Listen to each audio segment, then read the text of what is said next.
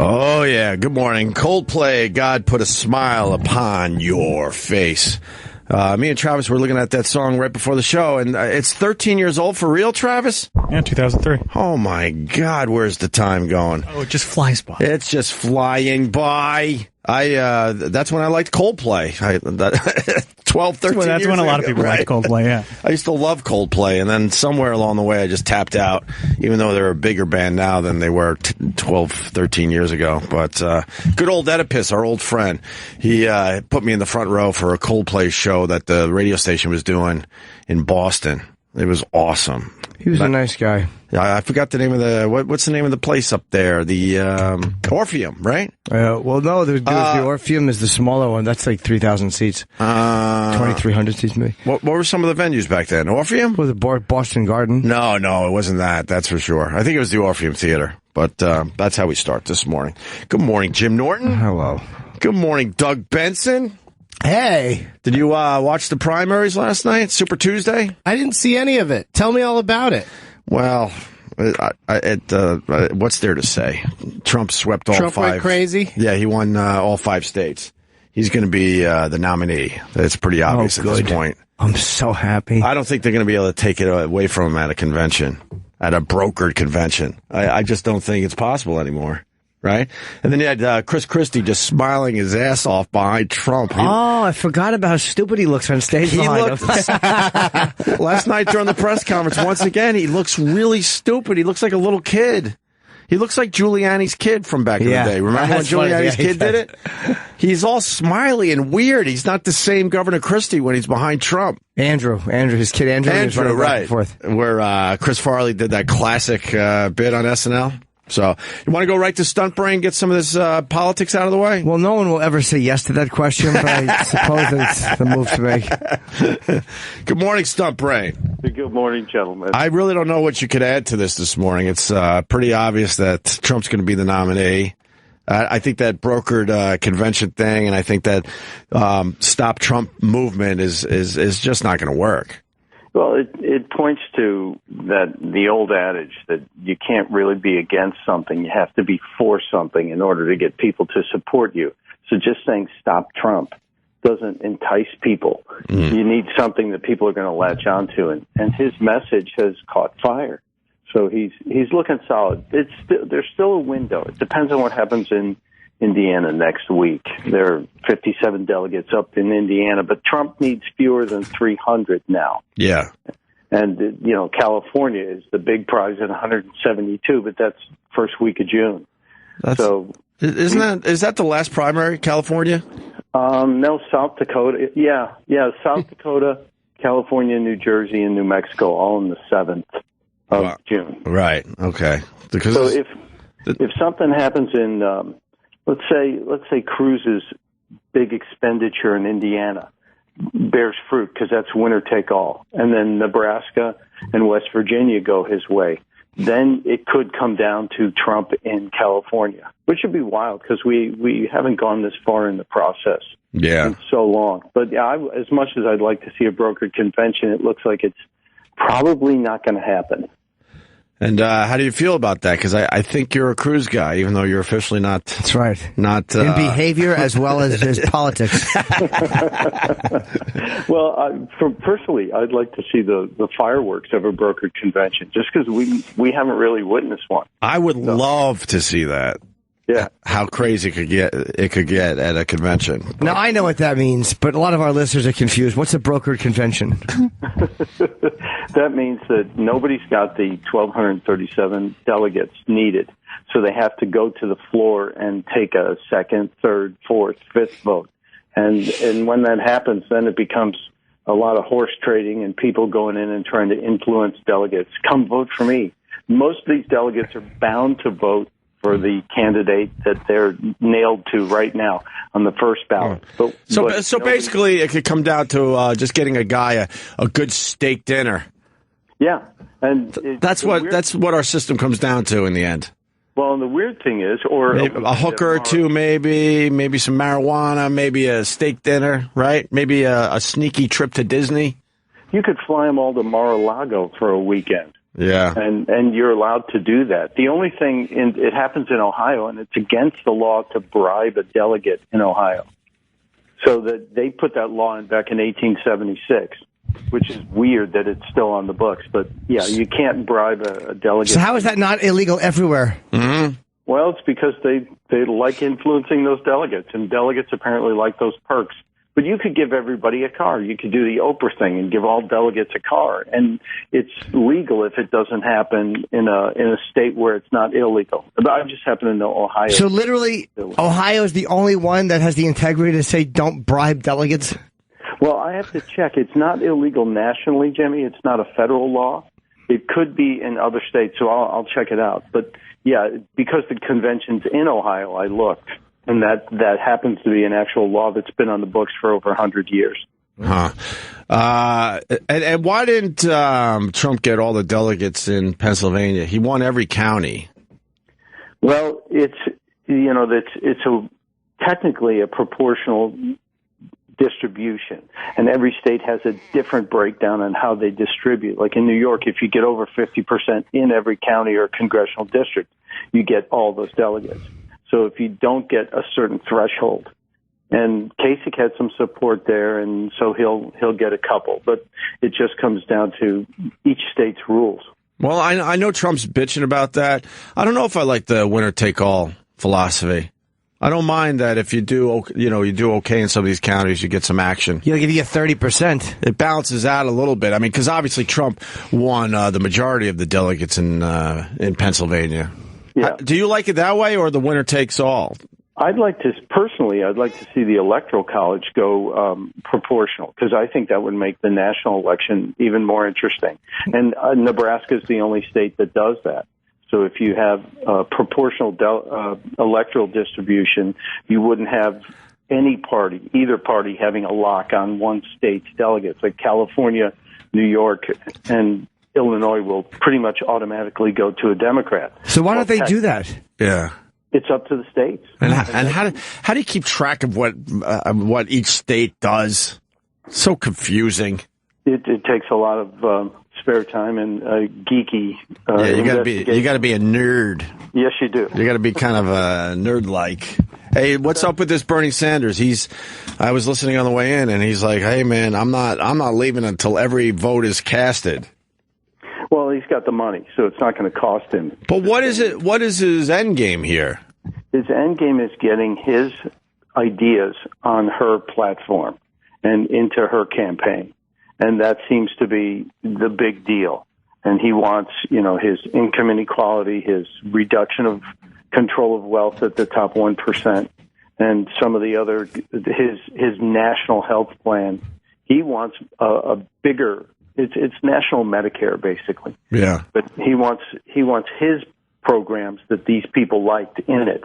So he's not attacking her anymore, and she really didn't go after him. She sounded a little more like him last night, if you listen to it. A little bit. So there's no chance he would go third party or any of that shit. Trump said that would be his way to. I said it yesterday on our show too. I said, why not just go third party? If he goes rogue like that, he'd lose the base. And all those superdelegates who are already with Hillary it would cost him big time. He'd be the Perot of the Democratic Party. He would make it a lot easier for Trump to win the whole thing. Yeah, and Trump would have right now that's the strongest way he has, the biggest chance he has of going up against Hillary and winning. Right. And what was the thing? Oh, in the general, where are we at with Trump and Clinton? Does Trump have a shot against Clinton in the general? He does, I think, depending on vice presidential candidate. He's got to have somebody that will go into the middle, because right now he's got just the Trump people, and he doesn't have a traditional value type candidate. And we talked about this. It's like the way Obama picked Biden. Right. He picked somebody that will bring in that center. And the same with Hillary, whoever she picks. She's hinted that she would consider a woman, and a lot of people are saying two women on the Democratic ticket wouldn't be good against a Trump or Trump and somebody in the center. Well, isn't Trump looking at a woman too? That broad from I want to say, is it New Mexico? Help me out. Or South Carolina, Nikki Haley? No, it wasn't Nikki Haley. That was the name I was reading the other day. Joni Ernst? Was it Joni Ernst? Senator Ernst from Iowa? That's a terrible name. No, that Senator wasn't it Ernst. either. Who wants to hear that shit for 4 years? Vice President Ernst. Trump and Ernst. Excuse me, all consonants. Can we talk to you for a second? Right. It wasn't her either. Terrible name. Ernst goes to the White House. Ernst. Trump and Ernst. Oh, my God. Excuse me, Vice President Ernst. She's the one who got elected in Iowa running ads talking about how she castrated pigs when she grew up. I respect that. Sounds like a dominatrix. I think she was, I don't know. I think she was slightly Hispanic, bringing some of the Southern vote. Crap. Well, I'll remember it after you. No, you're talking about Oklahoma Governor, not Mary Fallon. Fallon? No. Yes. Trump and Fallon. No, it wasn't that either. Well, he hasn't really tipped his hand on that. I'm laughing at what Hillary said about her cabinet will reflect America, and then she said 50% women. But I wonder if she means it would also be 70% white. And good point. Yeah, so she made a pretty strong blanket statement. Right. But I think she's just talking gender. So out of the 15 cabinet posts, she'll have at least 7 women. If That's good. She's already predetermined what genitals the cabinet will have. Right. Yeah. I don't even. She's obsessing about women, I guess. It's all about the women in this election. What about? Go ahead. I was just going to say, what about Kasich? Kasich is still a guy that people are saying Trump will talk to about being his running mate, and that's interesting. I don't think he showed enough strength across the what did they call this? The Acela primary to raise his participation with Trump any higher. So who knows? This is going to be fun to watch and see who he gets as a Veep candidate. Oh, it's anybody's election. I mean, that's what I say. And what about good old Christie? He pretty much sold his soul to jump on the Trump train. Does he get anything out of this? Yeah, he would. I would imagine he'd be promised the attorney general spot. Yeah. Did you see his wife last night when Trump talked about the women card? No. At the very end, and I'm just about to post the story on theblaze.com. Oh. Trump was talking. Some reporter asked him, "What did you mean when you were talking about Hillary Clinton playing the women card?" And his wife, Mary Pat Christie, is just off Trump's shoulder, and Trump says, "I think she's only got the women's card. As a matter of fact, if she wasn't a female, I don't think she'd get 5% of the vote." Yeah. And Mary Pat is rolling her eyes, looking down, looking left and right. Everyone else is clapping, and she is holding her hands clasped in front of her. It's pretty funny. I don't like the name Mary Pat. It's annoying. Sounds like she's from 1750. Maybe how would you feel if her name were Mary Pat Ernst? Mary Pat Ernst. Mary Pat Ernst. Yeah, if your name is Mary Pat, you probably own a slave now. Oh, God. Yeah, Christie's gaze at Trump is he looks like a high school crush. Yeah, it's all. Yeah. He has this weird dreamy look. Yeah. It's not the same Christie. It's very, very strange. Hey, was it the Blaze that I saw the story of the fat girl at the college? Yeah. Oh my God, that. Oh, I heard about that. Oh, she's with her arms flailing. You have to play the clip of her, Milo, what is his name, Yiannopoulos? Yeah. Yes. Called Isn't he like a gay conservative? Yep. Yeah. Okay. He called feminism a cancer, and this woman loses her mind. Yeah. Yeah. She's a bit on the chubby side. The chubbiness makes it a little funnier. I mean, someone has to say it, right?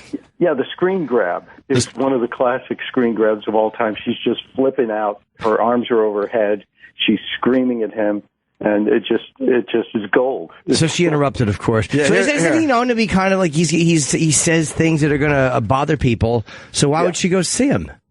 Well, it was at a campus event, and she wanted to talk about free speech, and you know. So she interrupted his?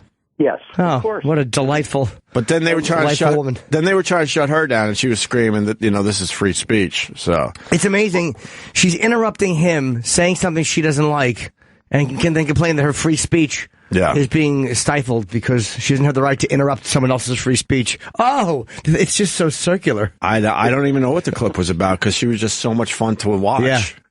She was just so much fun. Protesters go crazy during the triggering event at UMass. Triggering event. The whole story is on the Blaze. It made me laugh pretty hard there, Stump Brain. It was a good one. And at the same event, Steven Crowder, I don't know if you've ever... I know Steven. Sure. Crowder addressed some social justice warriors who were protesting him. Yeah. And he gave them a pretty good lesson in logic and reality. It was classic. That must have been just a fantastic event. Now, were they on the event together? Yeah, they were both on a panel in front of a bunch of students. Okay. So it's a good one. What was he saying about the social justice warriors?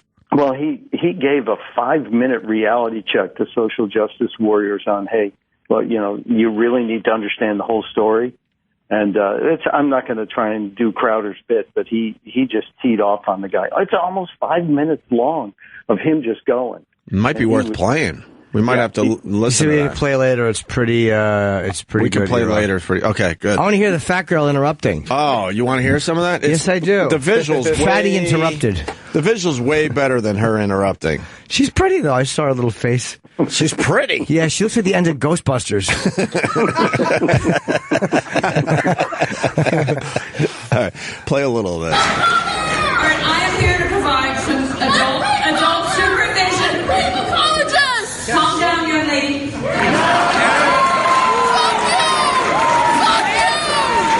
She's awful. The correct word for contemporary third wave campus feminism is not cancer, but madness. Utter madness.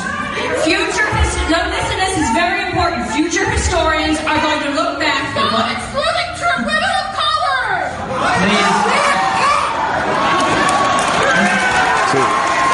What did she say? I don't know. Women of color! Future historians something about women of color. Stop. Don't exclude them.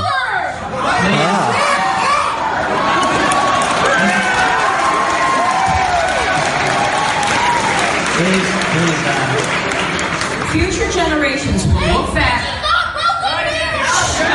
Oh, she's the worst. One more disruption, we'd have to ask you to leave the venue.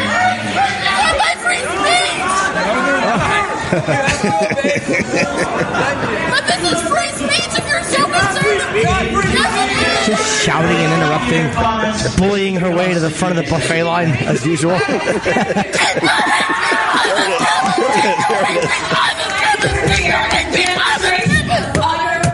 right, pause. Oh my! Is she a plant? Pause. It's really hard to follow, but the video itself of her fat arms going back and forth as she's screaming is the best ever. Looks like a baby drumming.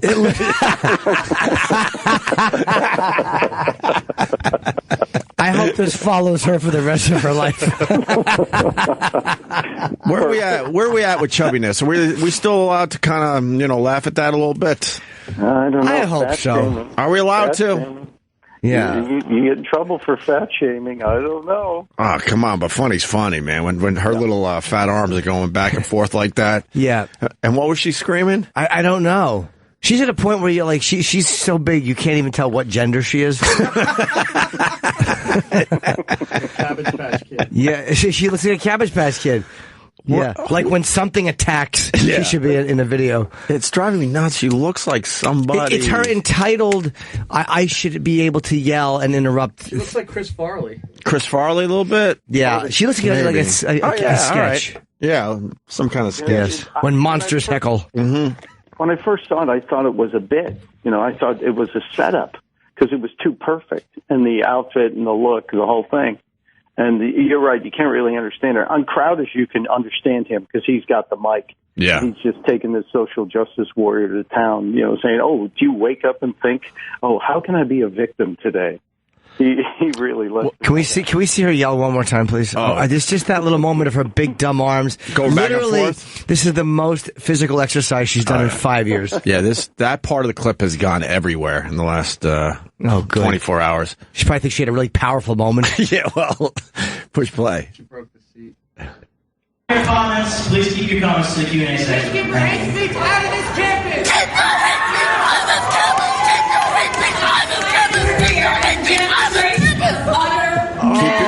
Keep your hatred off this campus. Keep your hatred out of hate this, speech. out of this campus, right? Yeah. Hate speech, yeah. Yeah. It's funny. Here's what it is. Can we just put that part of the clip out there?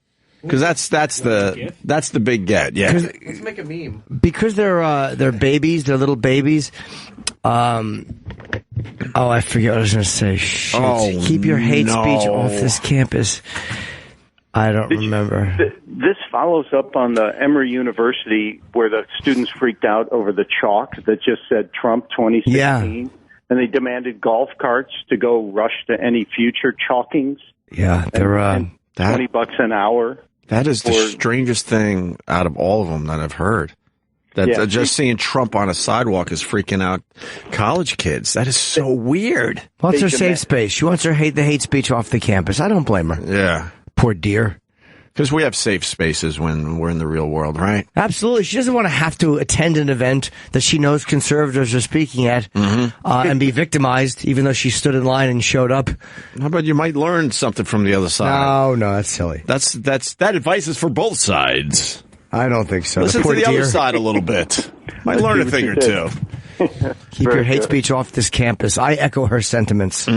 Oh, but her arms. We're gonna put that together and we'll tweet that out because that's the big get in that clip. And the whole story's on theblaze.com. Hey, I forgot to ask. So in Indiana's next week, where are we at in the polls? Well, it's pretty evenly between Trump and Cruz because the deal was, I don't know if you saw this, that agreement that Cruz and Kasich had. Kasich is not going to campaign in Indiana, which is effectively telling his voters, vote for Ted. Yeah. And so it's pretty much split. They have spent, between Cruz and the Stop Trump crew, they've spent 5 times the amount of money that Trump has spent just promoting Indiana and this last week of primaries. It's over $4 million now, and it's going to be a massive media buy. I still go back to old politics saying you have to be for something, you can't just be against something. So it's going to be a tough race. If he gets the endorsement of Governor Mike Pence, if Cruz gets the endorsement, what's his name? Mike Pence. Oh, I thought it was Mike Pants. Imagine if you work for him, you'd have to tell people you're under Pence. Yeah, swim walk. Boo. So we'll see. It's a furious weekend of campaigning in Indiana. I feel bad for anybody watching TV in Indiana. She's a big child. She's like a giant infant. Yeah. And it's perfect that she's yelling like a big fat baby. It's awesome. The whole thing is awesome. Yeah, it's a great find. She just... This is better than the Zapruder film. Whoever taped her got a gift. You want to hear her again? I really do. All right, let's go back to this. Because she's not wrong. The whole story's on The Blaze, theblaze.com. Go ahead. Stop talking to us like children! Don't talk to us like children.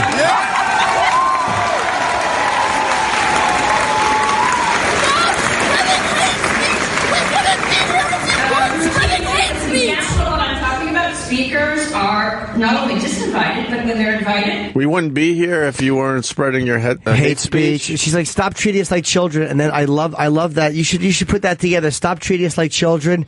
And then the fucking thing of keep your hate speech off of her screaming. Yeah. Like a fat, hungry toddler. Yeah, like a child. I want to see her screaming like a fat, hungry toddler. Power chugger. Well, what, Iraq? She gets so winded and hungry, she has to power chug this thermos here. Yeah, I see that. I see that's going down. Stop treating us like children, and then keep your hate speech It's off right by after campus. that comment. I love Look her. at this. Big. And then Yes. she goes for a sip of her exactly. beverage. A power chug. Yes. Some Oreo cookie beverage. I bet you Iraq could relate to her beverage. How dare you? What do you think she's got? It's probably an Arnold Palmer with cum in it. That's me. Her is more of a Dinty Moore. What do you think she's got in there? Dinty Moore, yeah. She's drinking cold beef stew. You think she has a potato in her pocket? You think she's going for a nice iced tea or some flavored water? What do you think she's got? Something with a lot of sugar and calories. Yeah, probably. Please show me that one where she screams. I want those things put together. Good God. Yeah. Don't treat us like... Oh, there's... Where's the poor girl? Right around here. Hang on. Oh, what a lovely woman. We'll tweet this shit out for you. Oh, you're not welcome here. She's yelling at a piece of exercise equipment. Right. Like children. Stop acting like a child. You didn't say stop acting like a child? I don't know. That's the last way to get somebody to stop talking like you're a child. I mean, actually clap.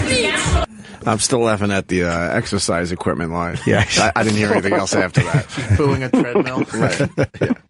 You're not welcome here. Exercise equipment. I want to see the arms go. Good God, I want the arms to go. Yeah, she should do that. Where is this lovely girl? She should do that in the gym. Oh, look at her. Oh, she's...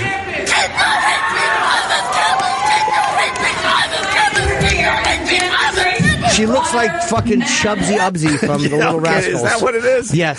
That might be it. Chubsy Ubsy. Remember, that's who she looks like. That might be it. Oh my God. She's the best. She fucking rules. We're big fans of her. Yeah, she's like my subconscious. That's the voice I hear all day. You know? Keep yourself out of a healthy relationship. Keep yourself. You know. And then she stops because she's running out of energy really quickly. Because she gets calm again immediately. Yes. This is every relationship I've ever been in. Like, she literally, she'll scream, and then she'll calm down and take a sip of, what was it that you're like, Dinty Moore stew? Yeah. A sip of cold beef stew. Oh, she stole it. Ew. Go back. That was someone else's line. Yeah, No, she heard somebody say it and then just started screaming. Oh, boy, she probably loves the wave. Yeah. Keep your comments. Please keep your comments to the Q&A section. Get ready to be out of this campus.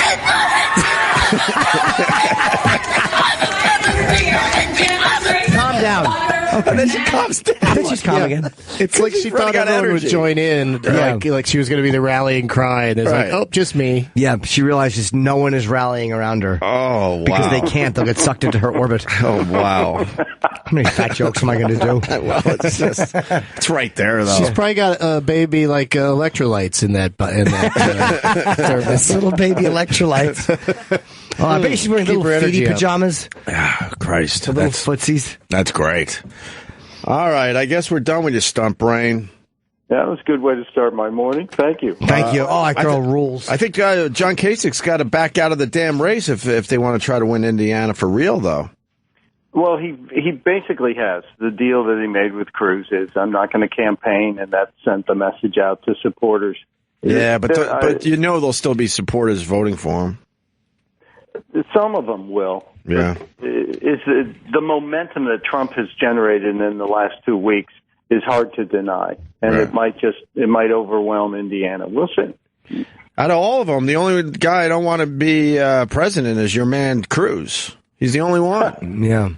He's the only one. I mean, I could deal with a Kasich, I could deal with a Trump, I could deal with a Hillary, I could deal with a Bernie. For me, it's Cruz I don't want to be the president. And apparently, your opinion is not uncommon. Wow. He just creeps me out. Yeah, he creeps a lot of people out. He just doesn't seem genuine. Yeah, it's a very practiced presentation, and I think some of that comes from his debate training and his lawyering. When he argues in front of the Supreme Court, he's a guy who... So he's a lawyer, another fucking lawyer. Yeah. Oh, why don't they just stop mixing up in everything? One of the things that made me laugh really hard yesterday was a zoom in on Ted Cruz's chin. There's some weird shit going on with that chin. I think someone called it a baby dick or something.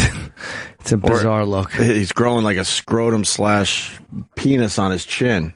Good, he's got the two girls from The Shining with him. That's creepy. That's his lovely daughter. They're dressed exactly the same with the exact same things in their hair. Are they twins? I don't know. I don't think so. No. Hey, look, if he's going to cart them out there like they're terrific, then they're make funnable.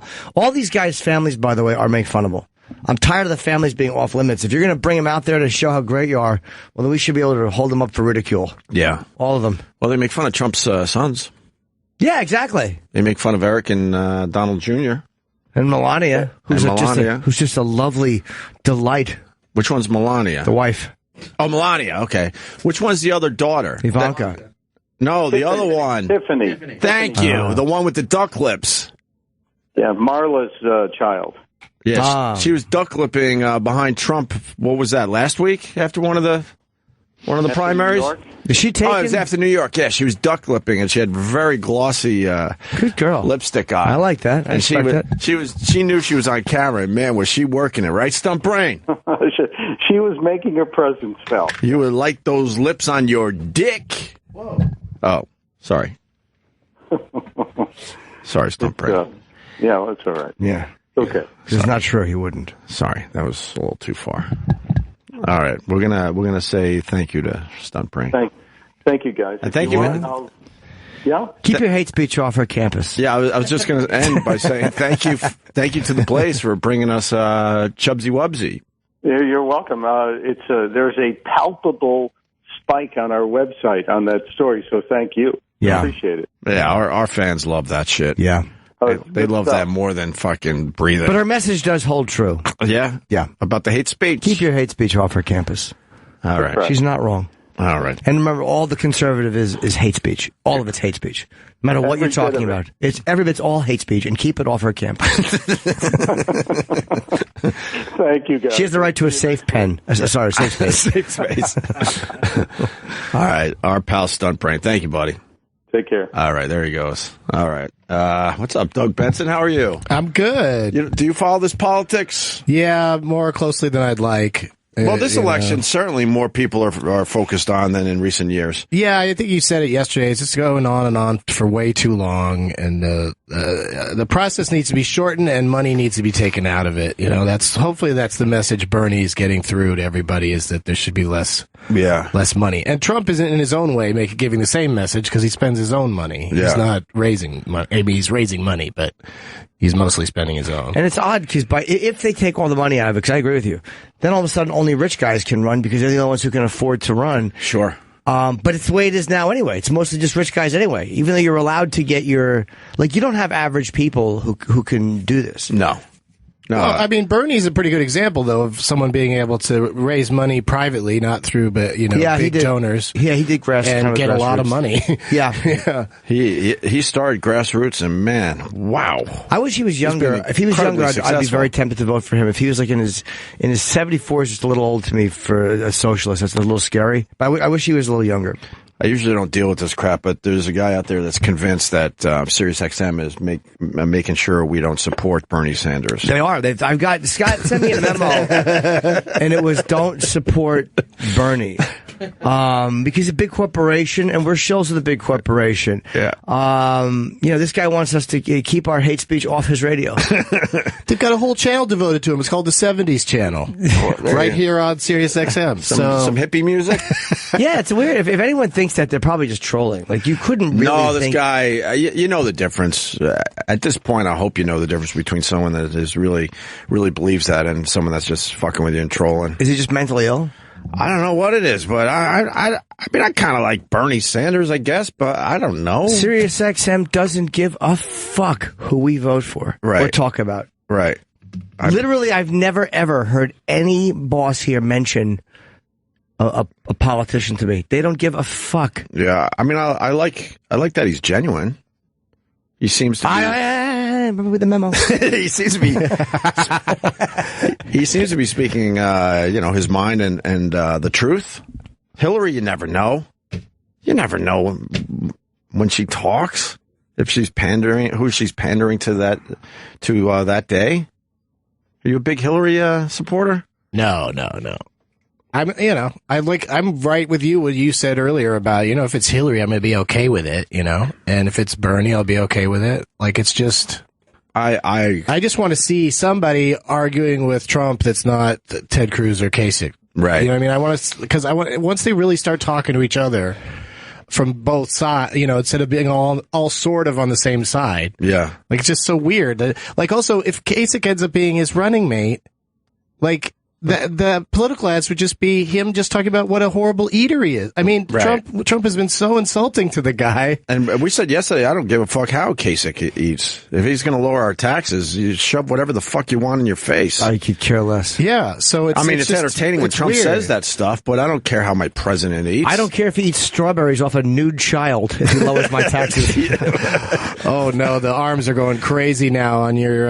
Yeah, we got it. All right, so you go to Opie and Jimmy on Twitter, and you got Chubsy Wubsy. We cut it down to a 10-second clip.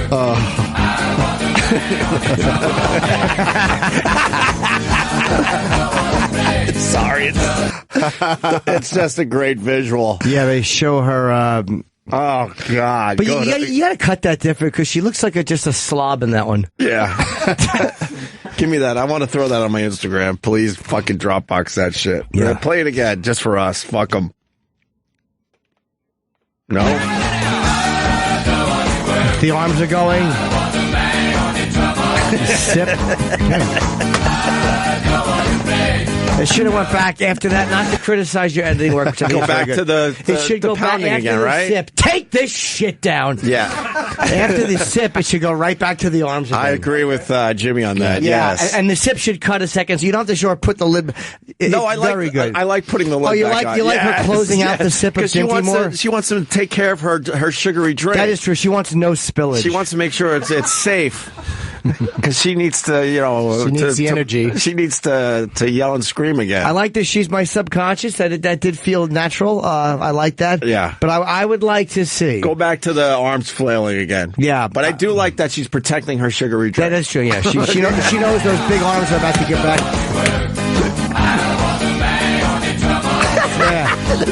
Yeah. Close it back up. And then arms going again, And then flail. Yeah. Flail. Yeah. Let's take down that shoddy bit of Flail, work. drink, flail. No, I come from the school of thought that I don't really believe the president's going to move the needle that much either way. So that's why I'm just okay if any of those guys are the president. Yeah, well, that's why There's a lot of people that really believe that Trump is going to make a drastic difference in their lives. No, that's where that's why the love of Trump is a little misplaced, because people really think things are going to change, and they really think that wall's going to be built, et cetera. Or I mean, maybe Trump is finally the guy that kind of really fucks things up in Washington, and then they could get real things done. But I my entire life, I've never believed that a president could really move that fucking needle. They, when our parents were coming up, they had presidents that could really move the fucking needle. Well, Trump will certainly be interesting to see, trying to do Right. stuff, because he'll tweet about, Congress is being a bunch of dicks. That's what I actually like. Somebody who will call out the process, Right, people who aren't doing their jobs. Yeah. And I mean, that part of it will be entertaining, Yeah. And they'll hate it. There'll be something to talk about every day with Trump, like as a president. Like I mean, I listened to Mark Maron when he interviewed Obama. Mark Maron's coming in tomorrow, matter of fact. Yeah. cool. I'm doing a town hall with him. Oh, you're doing I'm it? interviewing him, yeah. And the one thing he said, man, we should try to find that exact clip of E-Rock if we can. E-Rock? Yes. Can you find the Mark Maron Obama clip?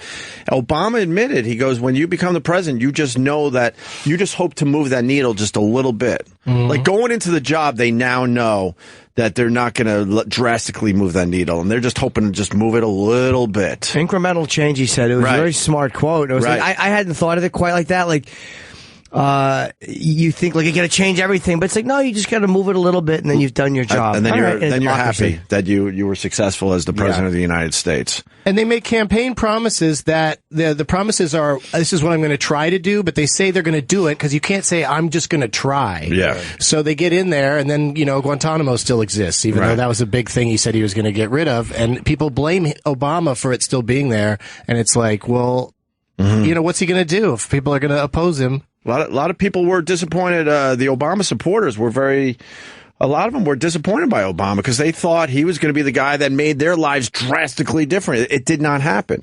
So now you got the Trump people thinking, all right, Trump's going to be the one that makes our lives drastically different. But so we'll speaking have of to wait and see. incremental, unemployment has steadily gone down, kept moving in that direction during the entire last 8 years. Yeah. So It's been, but it's not enough, No. I like Trump will make my life different because he'll just make it so filled with joy and happiness at how miserable he's making the rest of those people. Right. They fucking hate his He's going to guts. upset some people. Right. He's like a comic who comes in while we're doing this shit for years and basically is just juggling balloons and going, and he gets a deal. Yeah. And you're like, what the fuck?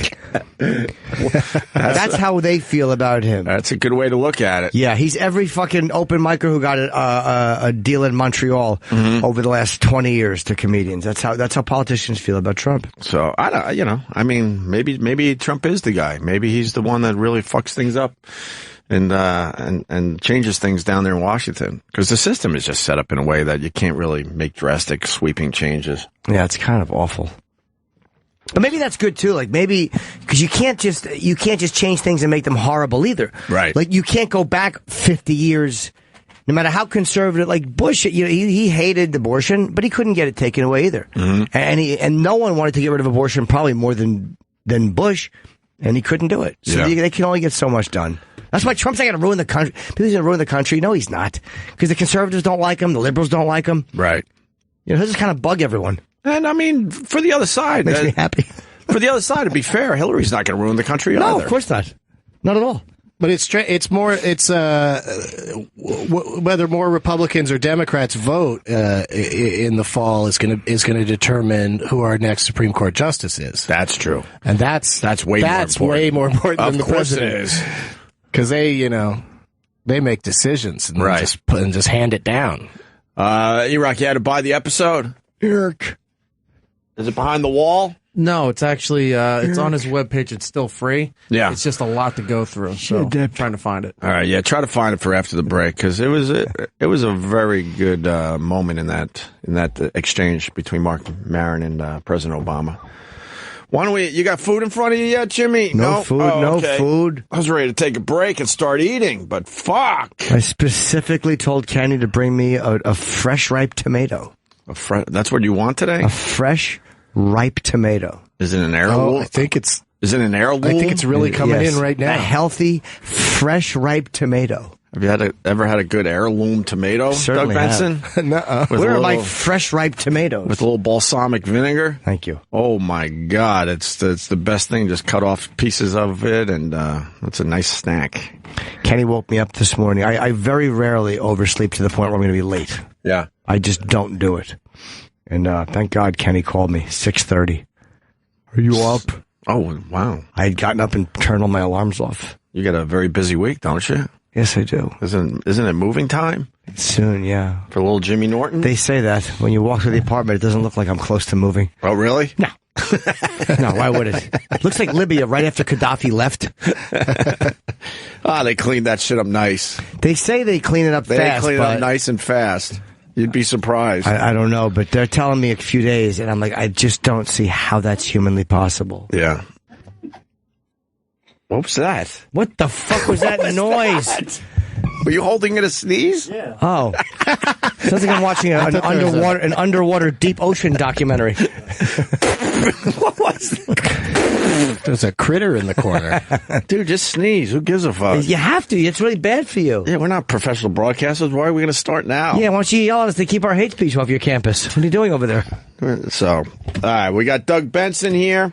You don't need any food, Doug? No, I'm good, thanks. All right, we're going You want an heirloom tomato? Oh, well, maybe. A nice fresh tomato. You can You only guys get... are making it sound pretty good. The heirloom tomatoes are only available in the summer, I think. I think a lot of places fake their heirloom tomatoes.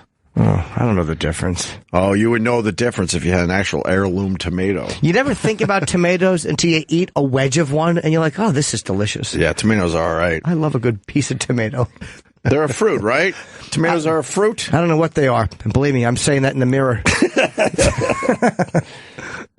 I mean, we all have basically accepted that it's a vegetable, so stop with that it's an actual fruit bullshit. Yeah, I don't know what Scientifically, I understand, but we all have decided, no, tomatoes are in the vegetable section. They're a vegetable. Yeah, right? Tweet tomatoes a vegetable. See how many idiots write back to you that it's a fruit. Yeah, but do you really look at it as a fruit? Do you? Do you cut up a tomato and put it in your fruit salad?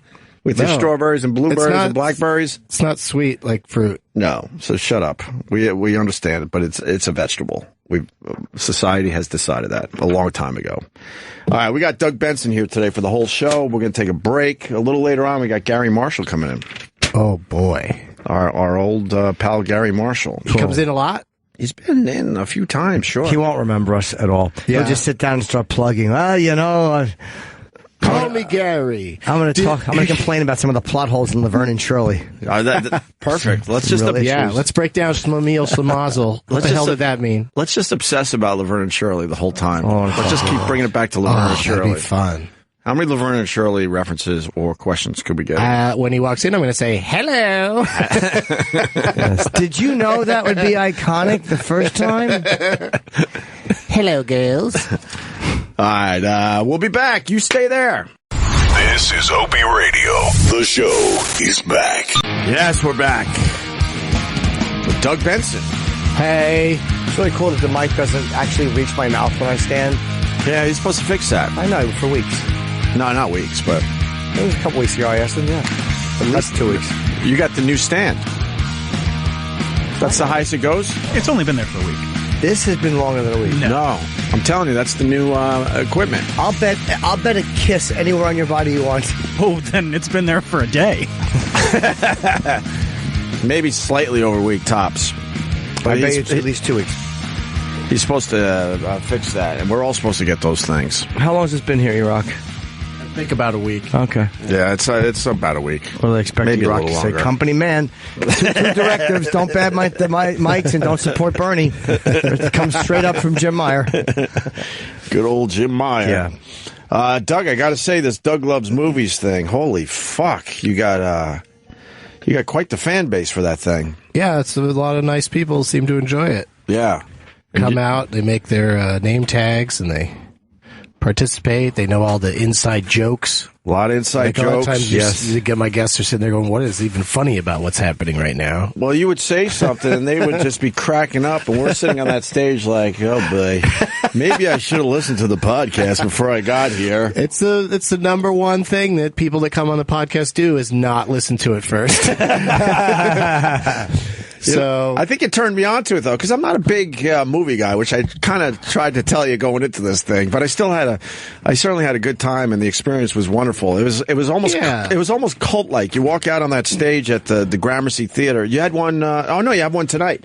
Another one tonight. Yeah, doing it tonight. And they're all holding up posters. They're movie posters, but they put their own spin on it, and they got donuts. I don't even know what the donut thing was all about. The donut thing is not unlike you, but when I saw Fed Up, I quit sugar. Yeah. And but people love to bring snacks with the name tags to coax the guests into picking them. Okay. And so people started, when they brought donuts, one time I said, if you guys keep bringing donuts, I'm not only going to not eat them, I'm going to throw them at you. Yeah. And then that just encouraged people to, now people bring donuts to every show, and then that's a big part of the show is me and my guests just get to chuck donuts at people, which is really fun. In the case of the other night when you were on, I threw a donut. I thought I was going to hit the balcony, but it went into the sound booth and knocked over a glass. Yeah. And we could actually hear it.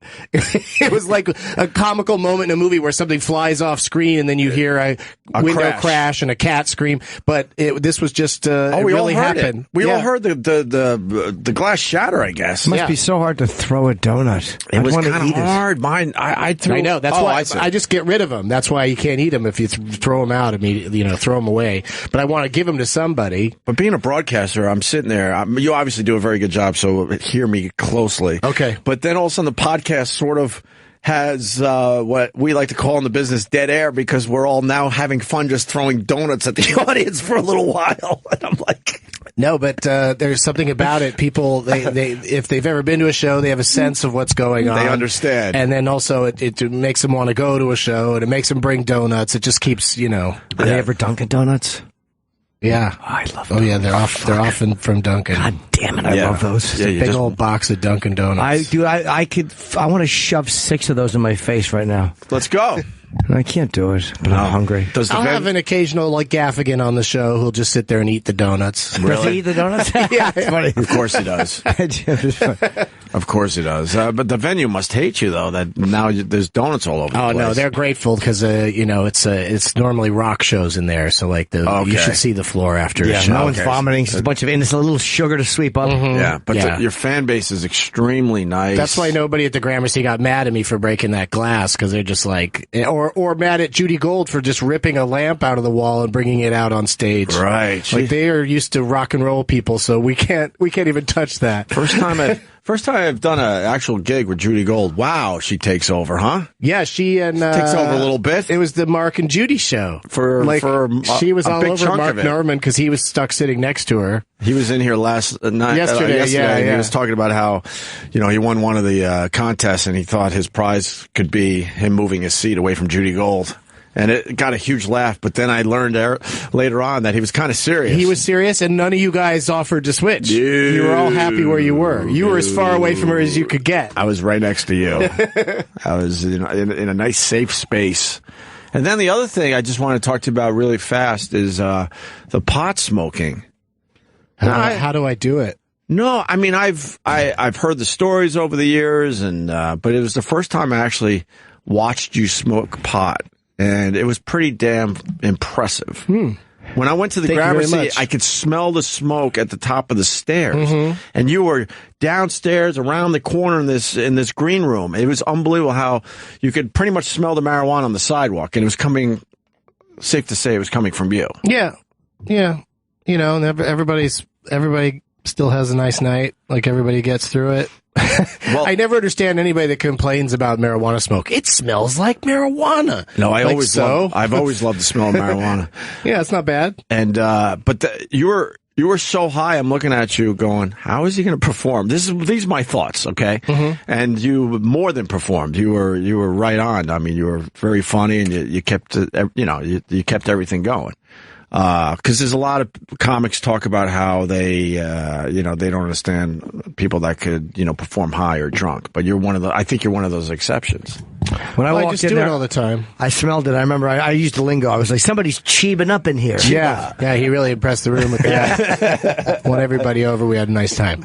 But yeah, it's just something that I do all the time, so I'm used to it. Like, I can remember early on, like, that feeling of guilt or fear of being out of control and high in front of an audience, Yeah. And then just over the years, I just got used to it. The off-Broadway show we did, the Marijuana Logs, was a parody of Vagina Monologues, and we had the scripts like they did in Vagina Monologues, but it was our show. We wrote it. We weren't like just actors filling in. Yeah. And so we'd still have the scripts in front of us. So I got very used to being high on stage because I didn't even have to know what was coming up next. I just turned the page and go, oh, this monologue, Right. And so it just sort of transferred over into my stand-up. And then you were smoking marijuana through an apple. Yeah, I like, because just carting around pipes, they break and stuff, and I don't roll joints, so I just stick a pen in the top and the side of an apple until they connect, and you got a nice hole to suck the...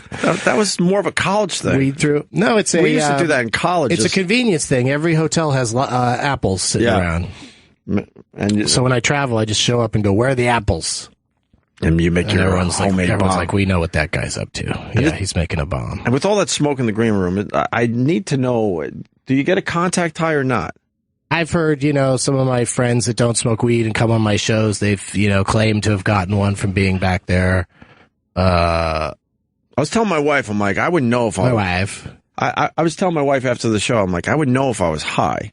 So maybe I was high slightly. Then you realize you were talking to a plant? Maybe. You were, but I mean, you didn't seem high. You seemed normal. You seemed like you handled it okay. So I would assume if you do get a contact high, it's very, very subtle. It's probably mild high. Because the amount of smoke that was going on. You weren't inhaling it into your lungs. You were just hanging out in the... No, I had to work the next day, or I might have even taken a little apple hit. Well, I appreciate you coming and staying out late for it. And, it was fun. I kind of try to lean into the guests and their strengths. So we talked a lot about documentaries, and that was fun to talk to you about because you actually have seen a lot of documentaries. I sure have. I hear you guys talking about them all the time in here.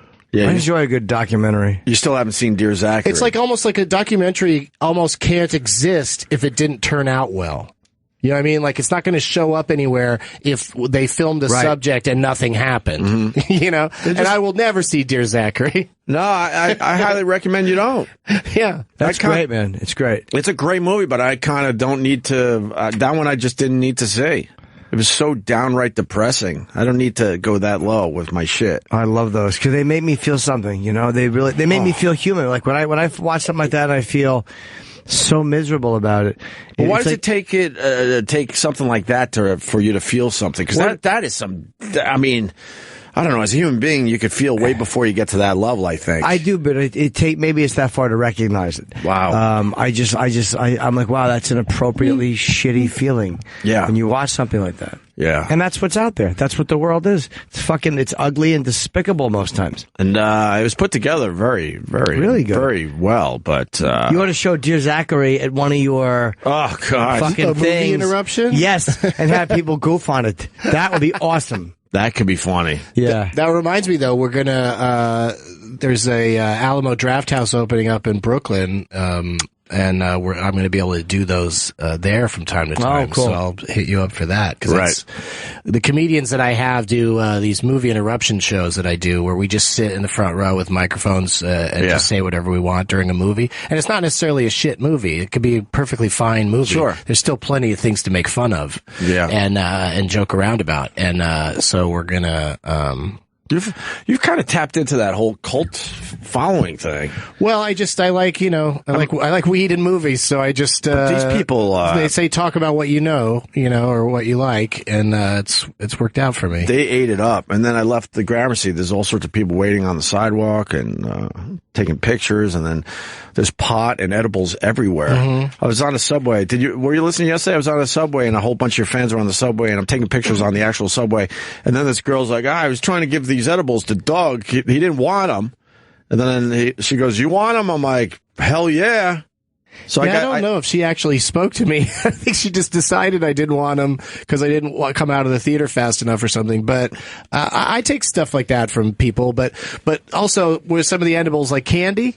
Yeah, it was gummies. So I'm off sugar. So she maybe knew that I just wouldn't even eat them. Well, it's gonna be a fun summer for the Opester. You're loaded up. I'm loaded up. My God, yeah, just come on my show every couple of months, and you'll have plenty of edibles to last you throughout the year. And I might have had a contact high because then I got out of the subway on 57th Street, and there's a cop car there, and I feel like the police are just staring at me.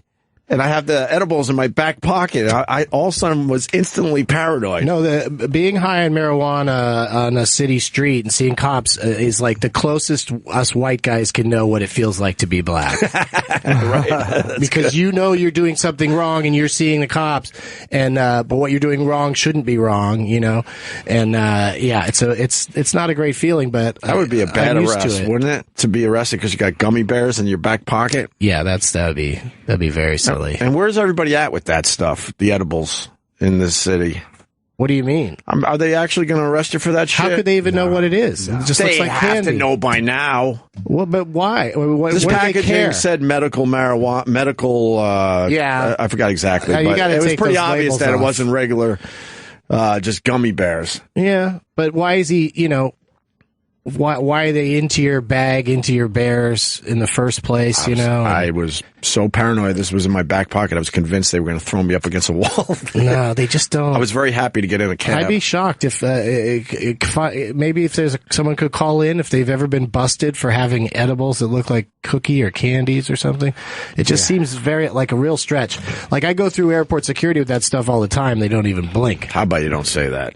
What? I'm sure they know. They don't care. I know, but how about you just keep it on the QT? Yeah, I go through with guns and knives. Who cares? Yeah. Come on, man. But thanks for having me, and seriously, it's a great podcast. If people haven't checked it out yet, Doug Benson's Doug Loves Movies. And like I said, your fan base is really, really nice and terrific, so... Yeah, we're at the Gramercy tonight. There must be a lot of stuff going on in town because it's not completely sold out yet. So that sells out always in advance. Always. I walk by the Gramercy. I always see sold out. This one didn't for some reason. I don't know what the deal is. Yeah, what's happening in this town tonight? I don't know what's going on. Not much, really. Yeah, so maybe come on down, you guys. Maybe it's only $19 even after service charges to get in. Maybe your time is come and gone, man. Maybe this is it. Maybe Monday was the Jump the Shark show. Well, we added the Wednesday because Monday sold out, months ago. Yeah. So you just is that why today's a Wednesday? Okay, yeah. If you're local and you're looking for something to do tonight, it's definitely worth checking out. Every time I come to town, I try to stay for a few days, and then that way we can add stuff if we can. And if we don't add stuff, there's still plenty of fun things to do. Right. I go see some shows and hang out and stuff. And Judy Gold thought she had a shitty appearance. She did? She wrote me. She goes, "You were great last night and never drink, as you could tell. Oy vey." She had some drinks. I wrote, "I love that you killed," and she went, "Oh, honey. Oh, honey." Well, she, the listeners got a real cliffhanger there at the end because Jimmy, she just, before it was even over, just got up and left her seat and never came back. Just went backstage. And we thought she may have completely left the building, but nobody ever really got a straight answer why she left the stage or what she was doing. Well, I know Mark Norman was relieved when she left the stage. Yeah, right? It was a good break for him. She wouldn't stop. He finally got a break. This broad. Enough of this broad over here. Yeah. Why is she on me all the time? All right. What'd I do to her? By the way, Mars... Why'd she call me a white bitch? It was Susana Martinez I was trying to remember, the governor of New Mexico. That's a lot of people are saying that's who Trump should pick if he really wants to be the president. They would fill in some gaps. It'd be smart with voting and stuff. That was the name I was trying to remember. I don't really know her. I just read her name in an article a couple days ago, and I should have written it down. But thank you to Mars for getting that. We get a gal in there. You just hear different things from different stunt brains about. Some say who the VP is doesn't move it at all, really, and others say it's crucial. Oh, of course it's crucial. I've heard plenty of people say it doesn't matter who the VP is. No, they always get a VP that could deliver a swing state.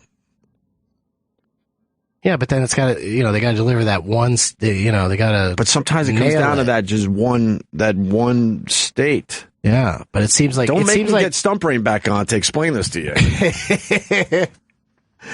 I've heard it go both ways think of your typical voter and how they probably don't really follow politics as closely as like you guys do, and they go in there and they just have Trump in mind, or you know what I mean? Like the VP isn't gonna. I'm just okay. I mean, I watch all 3 news channels, and then I try to get a little from every channel. Bernie needs a good VP because he's so old. He's got to pick somebody vibrant, right? Yeah, somebody younger. Good Strom Thurmond, if you're still alive.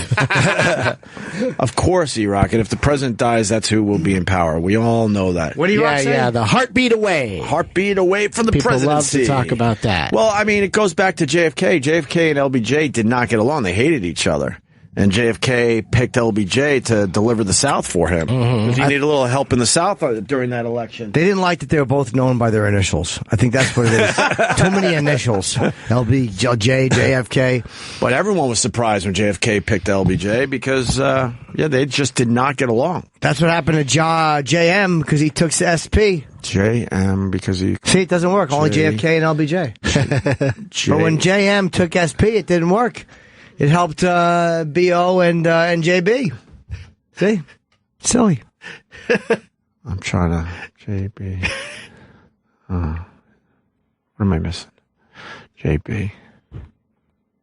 If you help him, I'll throw a fucking rock at you. Laughing at him. Okay. I'm laughing at him. What am I missing? I'm just saying with the initials. Yeah. JM had a shot, but then SP ruined it. That's what I think. SP. Oh my God. Why? I mean, it's no big deal. I mean, fucking... who was MR's running mate? I don't remember. Right? I honestly don't remember. That's what I'm saying. I know that... I think there's a lot to the VP not being that important. Yeah, I mean, believe me, when RP picked JS, that really guaranteed... that BC and AG were probably run away with it. And that really hurt. That definitely hurt GB and DQ. Hurt him a lot? Yeah. Oh, yeah. All right. Why am I fucking blank right now? It's just presidents and their vice presidents, that's all. They're not very memorable. No. Okay. LBJ, JFK. It's that contact high you got on Monday night. Huh? What do you rock? That was Billy Joel. Oh. Anyway, this Prince thing is getting pretty fucked up. Supposedly he didn't have a will. No, and he had $150 million out of $300 million. They said he might have been in financial trouble. I don't know how you are with that kind of money, but maybe he had a lot of debt. Well, the reason why he was in, I mean, it wasn't financial trouble. They just thought he should have been way richer than he was. But he wouldn't license his songs. It was very hard to get Prince to license one of his songs for, commercials, movies, and he was very particular when it came down to that shit. And he should have made way more fucking money. Only artist Weird Al couldn't get permission from. Why don't you just say this, E-Rock? I know. You have a mic in front of you. Well, it's never on. He pretends it's a black dick. Okay. He keeps kissing it. Well, that's the fun thing about Weird Al Yankovic is that he could put out a song under the parody rules and probably get away with it, but he still asks for permission just because he prefers it that way. Like, okay. Is that true? Yeah, he doesn't want he doesn't want to have like a litigation over a silly song. He'd rather just get permission and then do it. Yeah, he doesn't want them. Okay. And he does it out of respect, too. If they it's litigation. No, then he won't do it. No, but it's not out of respect. Jimmy's it is right. out of respect. In the end, he doesn't want to get his ass sued. It is out of respect because he had a problem with Coolio in the mid-'90s where they thought they had permission to do Gangsta's Paradise, went ahead, did it, and then Coolio came out publicly trashing Weird Al and his label saying, it's like, I didn't say yes to this, but they were under the impression that he did. And Al said, I never would have done this if Coolio... Of course he had to say that because he doesn't want to get sued. No, he wouldn't get sued. You can do it. Like you can't get away with sued. it. Even if you win, you still can't get sued. He doesn't want someone mad at him. Even like it's not a money thing really. If he doesn't want people mad at him, then he shouldn't take this work of art because these artists look at it as their work of art and goof on it. But he goofs on it, and never in a way that insults the song itself. Right. It's always like a parody of some other thing in pop culture. They take it as as honor that Weird Al wants to parody their music. Yeah. It also doesn't hurt the song because people go, oh yeah, I like that, and they listen to the real song. Yeah, E-Rock's a huge Weird Al fan, by the way. But Prince is the only guy he couldn't get permission from. Did he ever do a Prince song? No, he has them. Yes. He never did them. Okay. Now he can do it. Yeah, now he's going to fucking put a whole album out of it. Swollen Brain instead of Purple Rain. Oh, wow. It's going to come down that he was on the perks or something. Maybe, yeah. Well, they already cremated him, so hopefully they have toxicology reports in the mix. Right. Yeah, that's why they landed the plane I think that's about 2 weeks ago now, because he was out. He was out on that plane, and they needed to get to a hospital immediately, and it turns out he had some perks in it, that maybe too many perks. And then an old lawyer was talking about how they were concerned with Prince and his drug use. Ooh. It was Percocets. What was the other drug in that article? Does anyone know offhand? No? No? No. Okay.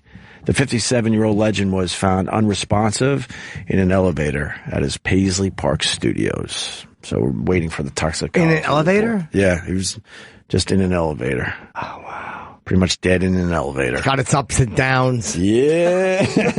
You heard what I said in there? I heard. I got a call from Kelly Ripa.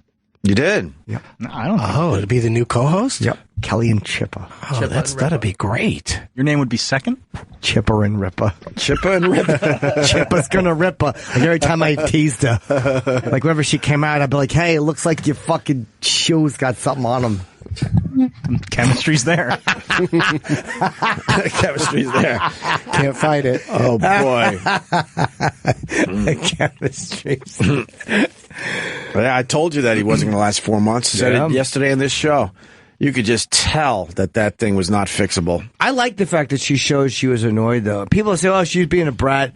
But, it's like she kind of got blindsided. Maybe she's a little, I don't know what she's like to work with, but Maybe she was blindsided. She and felt seems like she a should have known. delight to me. Well, they're like, saying that's part of why she's so pissed. Is that like I heard she's a little rough. no. The other side is saying she's a little rough. Yes, go to TMZ for. she's so good that 1 hour every day. She's good at pretending to be a really nice, cool person, and she's like she's pretty tight with like Jimmy Kimmel, and he doesn't suffer fools. Like he hangs out with the best. She has arms like Iggy Pop. I'm really attracted to her. She's got her arms. She really does like. I'll tune in every day just to see her arms for a little while because she's like Linda Hamilton in Terminator 2. Here's a picture of her at camel toe. It's one of the Drives you greatest nuts? photos I've ever seen. Yeah. Which one? It's better than the Oswald photo when Ruby shoots him. I think Wow, it's more better than important that. in American culture than that photo. Let's. She's squatting. Does it look- oh, it looks like a head wound. That's why. Oh my God, is it awesome? Wow, look at that. That She's is pretty changing a impressive. tire. I don't know what she's doing. But Oh, my. my. Those plump lips. Oh my. It's the best thing I've ever seen. There's a 528. That's almost like a biblical thing. Oh wow, she's putting air in a tire. Yes, put your face in this, my son. That's before she, sculptured her arms, though. Wow, is she fucking Yeah, awesome? that's more regular. early days of Right. Regis and Kelly or something. Oh, I'd work with her for free. I don't like when the women get too ripped. I don't mind that. Look, she looks I good, don't like- man. It's in her name, man. She's Nice, got to live yeah. up to it. A little muscle tone, fine, but when their arms start getting ripped, I'm not a fan. Not a fan of that. But yesterday was very telling. You could tell it was all bullshit. Her statement was bullshit. Her walking out hand in hand with Michael Strahan was bullshit. And their small talk all day yesterday was all bullshit. They fucking can't stand each other. It's not fixable. And then it was obvious, and it came out yesterday that he's leaving in 2 weeks. He's out of there. Maybe after yesterday's show, they just knew they can't do it. The executives probably saw that she was gritting her teeth. Yeah. And it's like, that's the best she could do. Right. So she was trying to move forward, but it's over, Johnny. I don't blame her for being annoyed. You know, it's like, come on. It's like this guy, you bring him on. And look, he made the show better. Who are they going to get? Right, because they were in a tough spot when Regis left. Yeah. They were like, holy fuck, is this going to work? And then they tried out all sorts of people, and then Michael Strahan won the gig. Who else did they try out? I don't remember. They drag out the pretty audition much process everybody. pretty Jay far Moore. because the numbers are probably pretty good on that. Anderson Cooper. Right. Well, I mean, she walked out of her East Side apartment, Upper East Side apartment yesterday holding the Anderson Cooper book. And so now everyone's like, oh, that was her message that I'll be just fine because I'm bringing on Anderson Cooper. He can't. Well, it's also the name of the book, too, was something. Well, it's his, something inspirational Regis is too old. that fits this situation. Supposedly. It was his latest, it was the latest book that Anderson Cooper Well, what's it pushing. called, though? I don't know. Something about his You had mom. to read it to talk to him. No, I didn't read the book. I just saw the documentary. Oh, yeah, I saw the documentary. It was pretty HBO. good. I like that. Nothing left unsaid, I think. Something like that. Yeah, she was holding that because her point was that that she was going public over all the secrets they were keeping behind her back. But yeah, Anderson Cooper would be a good replacement for sure. Man, They want me to do it. look at him. Kelly and Edgar. Yeah? Yeah. How would that work? It would be as vibrant a show as it is now. Thanks, It'd Doug. be a little bit more of a morning thing. I love that Doug couldn't wait through the pause. Thank you. I appreciate that. Kelly would say, look who's on the show, and I would say he died. April Fools! All right, so that would be the first 10 seconds. Then what do you do after that? Do it again. And again and Just again. repeat over and over again. Yeah. Well, New York One's Pat Kiernan was auditioned. Who the fuck is that? Jesus, why? Pat Kiernan? I know Pat Kiernan. Wow, I don't know Pat Kiernan. You don't watch New York One ever? No, it sounds like a verb. You have to watch New York One because now the cable system, when you turn on your fucking TV, it goes right to New York One. Oh, that's how it starts. Yes, so you're forced to take a look at Pat Kiernan for a couple minutes before you move on. Kelly and Chuck Scarborough in the morning. That's the show I want to see. Good old Chuck. Yeah, good old Chuck Scarborough. Capture all the demographics. All the demographics. How about Ernie Anastas? Bring him aboard. Oh, good old Ernie would work too. Yeah. Local heroes, Yeah. local news heroes. Kelly and Michael Richards. Right, but but the headline is they fucking can't fix their relationship, and they're gonna just move on. Kelly and Jared. That'd be a great show. Yeah. Yeah, live from jail. He just fucking chimes in on a half screen. Jerry O'Connell also was like. Did he? Co-hosted frequently with her, like filled in with her a lot. Yeah, he's very charming, likable fellow. I like Jerry. Very eager. He's always up for things. I'll tell you, the only reason I like him is because I found out he likes listening to our show. I'm sure he does. So I like Jerry I talked to him about it. I was like, why don't you go on there? He's like, I like listening to it. I'm like, well, you'd be great on it. He wants to come on. I saw him on this Andy Cohen thing, and he said he would love to come on. I've been asking for years. Jerry O'Connell, just get on our fucking show, Yeah, please. just do it. That would I think be he spends a wonderful. lot of time in New York. Yes, he does. He's in this building a lot, so come on by and just say hi. He's like he has to stay-at-home dad when Rebecca Romaine is working. He's with the daughters. Oh, really? Twin daughters. Yeah. All right. So that was big news yesterday with the Kelly Ripa, Michael Strahan. That is over. I'd like to be a part of that show. Kelly and Jim. I think we'd have a magical chemistry. She'd see me looking at her camel toe. She'd have to squirm in her chair. She won't stop looking at my crotch. You do know you have to start each show talking about, your day and what happened. I could do that all day. I'll talk about my day. I was wonderful. Kelly, I was moving boxes. Oh my God, I hate that. So do I. But I mean, what am I going to do? Leave my stuff? So I'm packing. You don't realize how many things you accumulate until you have to move everything. Oh my God, when my husband and I moved, it was so much. Kelly, I'm single, ladies. Did I mention? And I didn't realize how much stuff I had. I can't imagine what a family is like. Are you going to need her? You could do both parts. Oh, I know. Are you going to add the old knock on the door while you're moving? Maybe a special visitor? Why? I don't know. You get some Do people. they do that? You got to talk about your whole day. So then you got to talk about how when you were moving, someone's knocking at the door. Maybe a date. Maybe a midday date. Oh, well, did anybody stop over and see it? It's so funny. I had just gotten my box in marked mementos. I told you I have like a little box for mementos and keepsakes and things of that ilk. And all of a sudden I hear the doorbell ring, and I was expecting a young lady, and I just look out. I can't see her face. I just looked right into her neck, and I said, "Oh, she's swallowed something," because her neck has a little bump in the front of it. And turns out she wasn't wearing heels. She was just tall. Oh, it was really nice. And she came in, and I had clam chowder.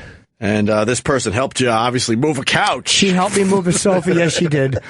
She was a big girl. She was wearing Pro-Ked sneakers, which I wasn't counting on. She pretty much moved the couch herself. I could do a very fun Kelly and Jim show in the morning. It would be a delight. I'd be charmed. I'd be fucking Kirk Cinnamon Norton. Small talk banter. Oh, my God. All day, every day. Me and Kelly chit-chatting. They love that shit. I love her. All right. Let's say hi. I can't believe that you-know-what betrayed you.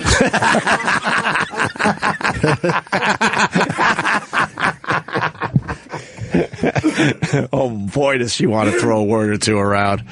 Brad in Jersey. I don't think she would want to say. Hey, good morning, guys. Well, I'm not saying. There's many words she could have used, Doug Benson. You're right. That's Yes. where your fucking mind went. Yeah. She could have went with traitor. Or not cool. Or, not cool. Sure. Brad, go ahead. Yeah, I actually ran into Kelly Ripa in an airport in Peterborough about a year ago. She was with her entire family. And two things I noticed was that I didn't recognize her because she had no makeup on and her skin was very blotchy. Didn't even recognize that it was her. And her entire family must be maybe at least, at best, 5 feet, 5 inches tall. Well, they're a very short family. Yeah. She's short. Her husband's very short. Yeah.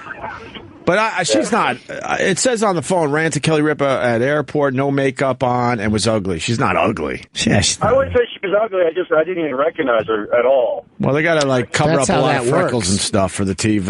Yeah. With makeup, they make a little magic happen. But she still looks great. I've seen her in person with her husband. She was very, very lovely. Yeah.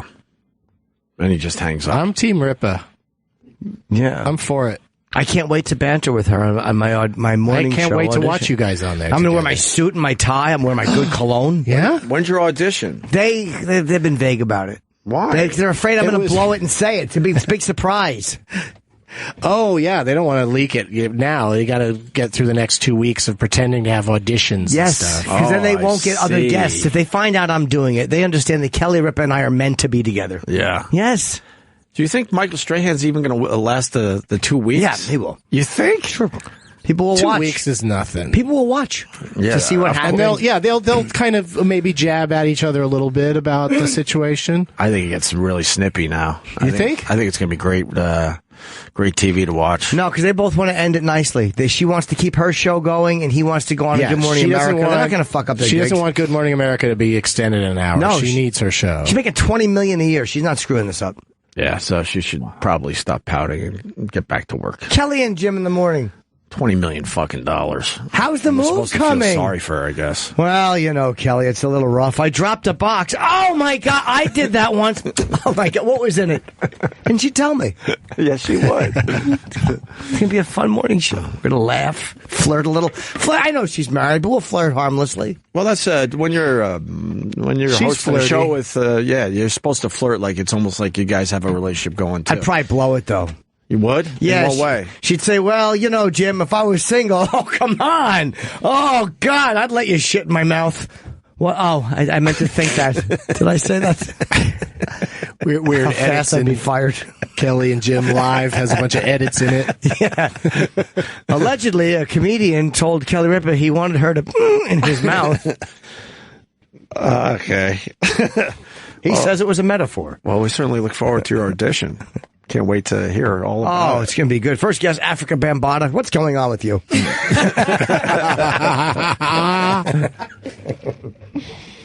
Wow, she's worth $100 million, they're saying. Damn. That morning TV money's nice, huh? It's a nice life. Did you guys hear the Kid Rock 911 call yet? No. Nuh-uh. Fuck, it's brutal. Who's calling who? And then Kid Rock has Kid Rock is extremely upset. His assistant died on his property. Oh, wow. I think it was, what was it? What was he riding? Eric?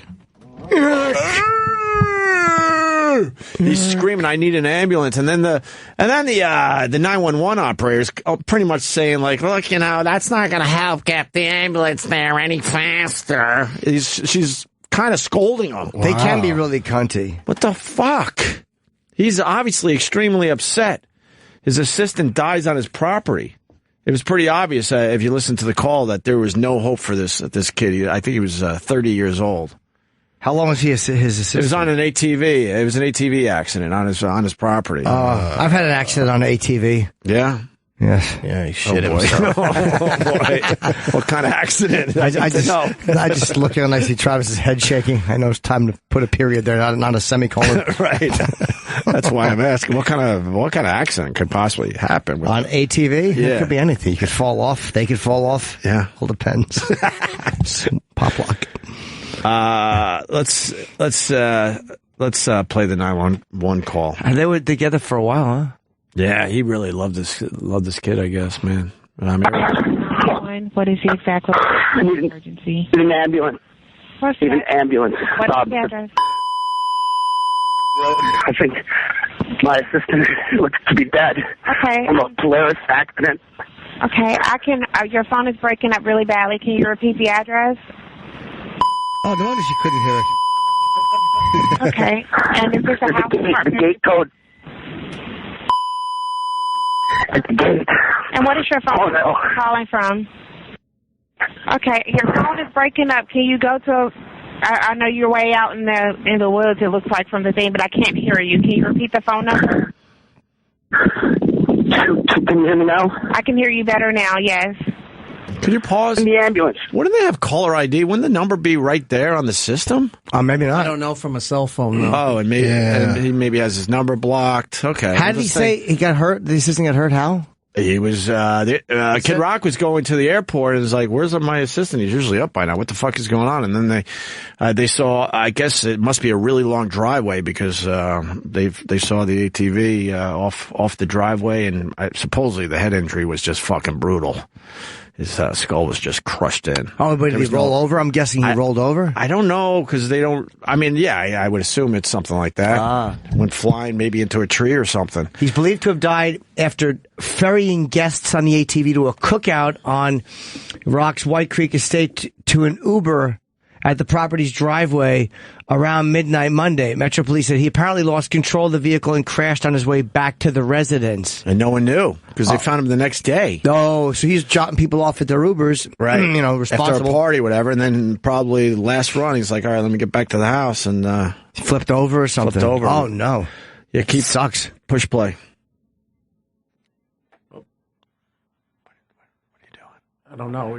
Oh, Eric, what are you doing? Oh, my God. Now what do we do? Oh, I can't hear the people. We did this part already.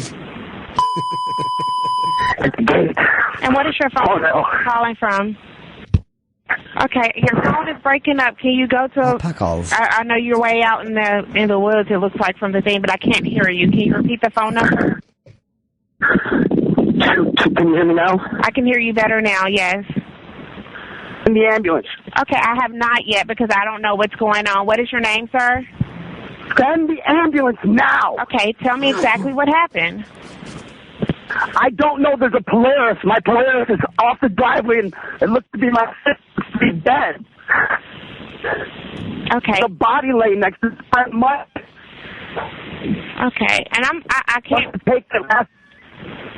I need a fucking ambulance. Sir, I'm going to send you an ambulance, but I'm having a hard time hearing you. Your phone is breaking up badly. I heard you say your Polaris is out the driveway. Send the ambulance. Don't just fucking hear. Send the goddamn ambulance now. Sir, you yelling at me is not going to help the situation. I'm just trying to figure out what's going on, okay? She's just a cunt. Pause that. That's a cunt. That part pisses me the fuck off. Yeah, Obviously, she's just a he's extremely distraught, and if you take this 911 fucking job, you're going to have to just deal with that. You don't go back to the guy like, sir, it's not going to help the situation if you're yelling like this. Yeah. Oh, is that enraging? Send the ambulance. He's screaming, send an ambulance. And instead of her hitting the button and saying, okay, go to the right. Sir, like this whole time.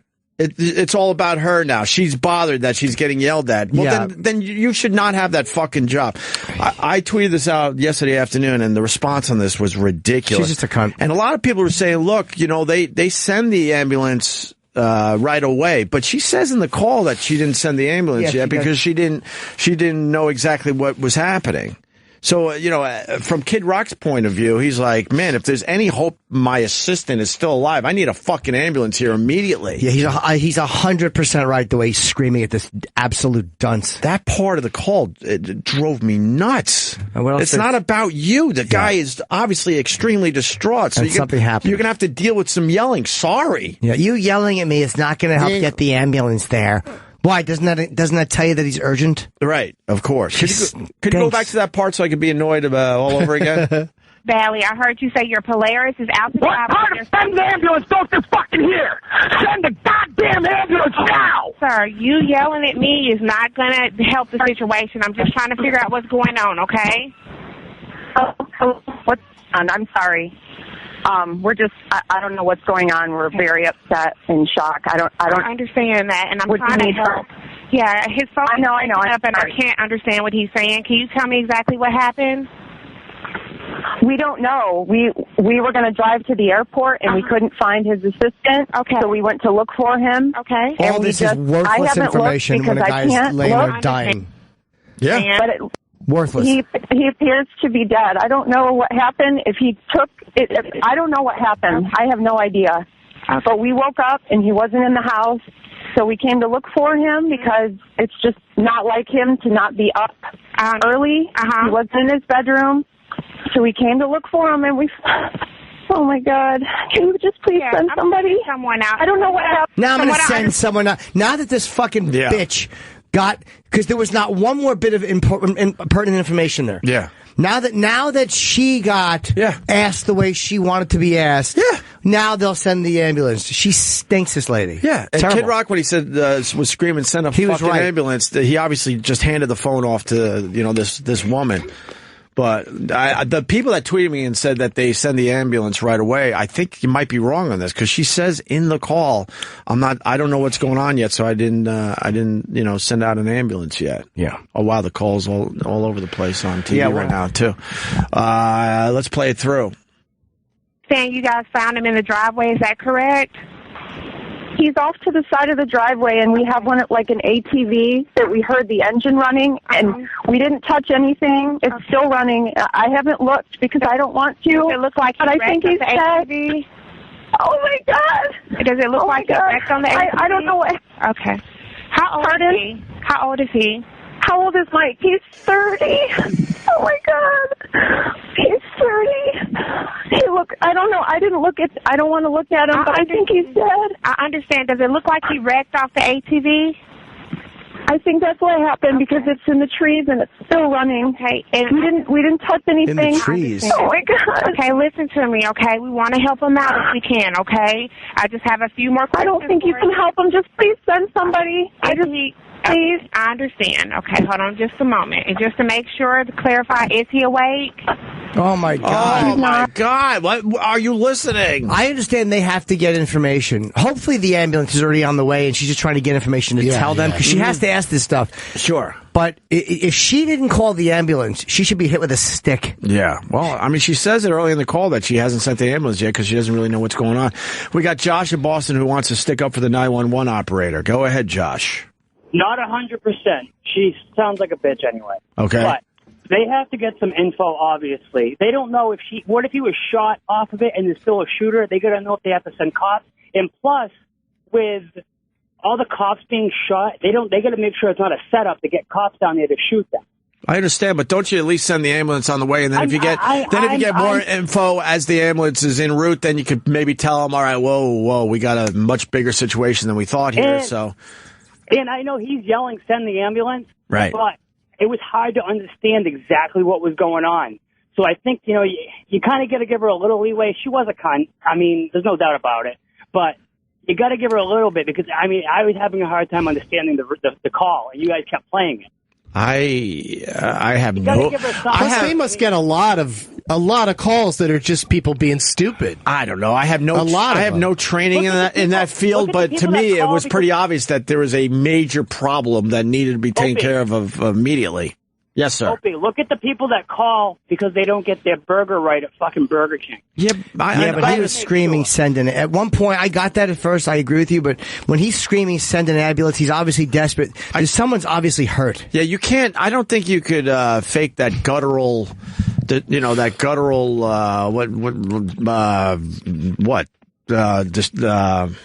Instinct. Instinct? No. And when non-help that was. No. You literally could have said, hold on, airplane. Just yell words at him. Okay. You mean like just that he was clearly very emotional and not someone just playing around? It was just guttural. Like, it was very obvious that... Okay. She probably had his phone number because the caller ID does show up, but she has to confirm the number. That's one thing. Also, when you call 911 now, it shows on a GPS where you are. Right. Because you hear her say, it looks like you're far out in the woods.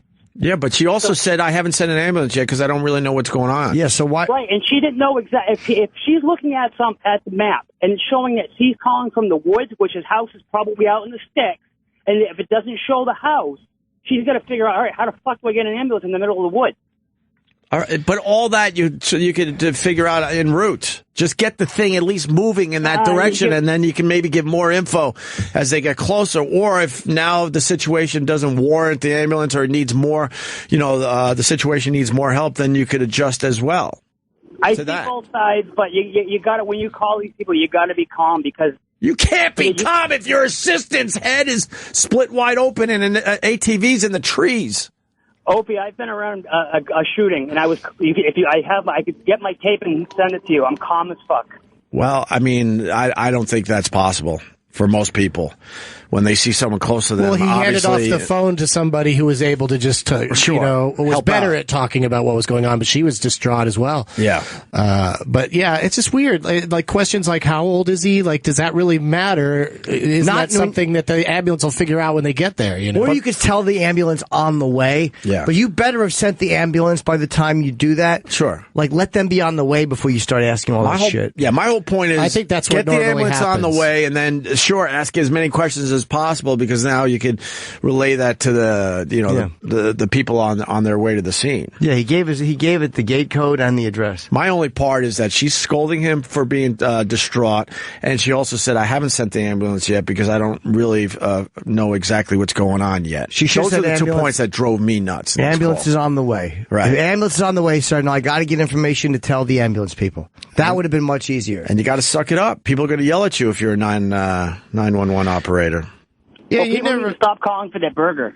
Well, I get that part of the job. There's a lot of nutty calls, I bet. Like, it'd be interesting to hear that lady dealing with other calls. And here we go. Look at the guy that called about the stolen bus.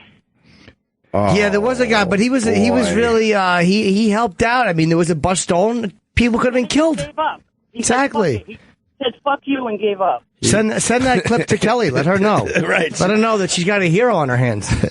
All right, let's. I'm putting Jeff in from Chicago on with you because he's saying you're dead wrong. Go ahead, Jeff. Ooh, Jeffy. What's up, guys? Hey. Listen to you guys all the time. Thank you. Yeah, I'm a firefighter medic in the Chicago area.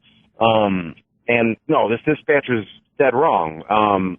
You get a call that's saying, "I need an ambulance." They start sending the ambulance. They start sending fire. And if it's a weird call, they're going to start sending police along with it. Yeah. Like, that's just, now, I don't know, maybe I think Kid Rock lives around Detroit, maybe I'm wrong,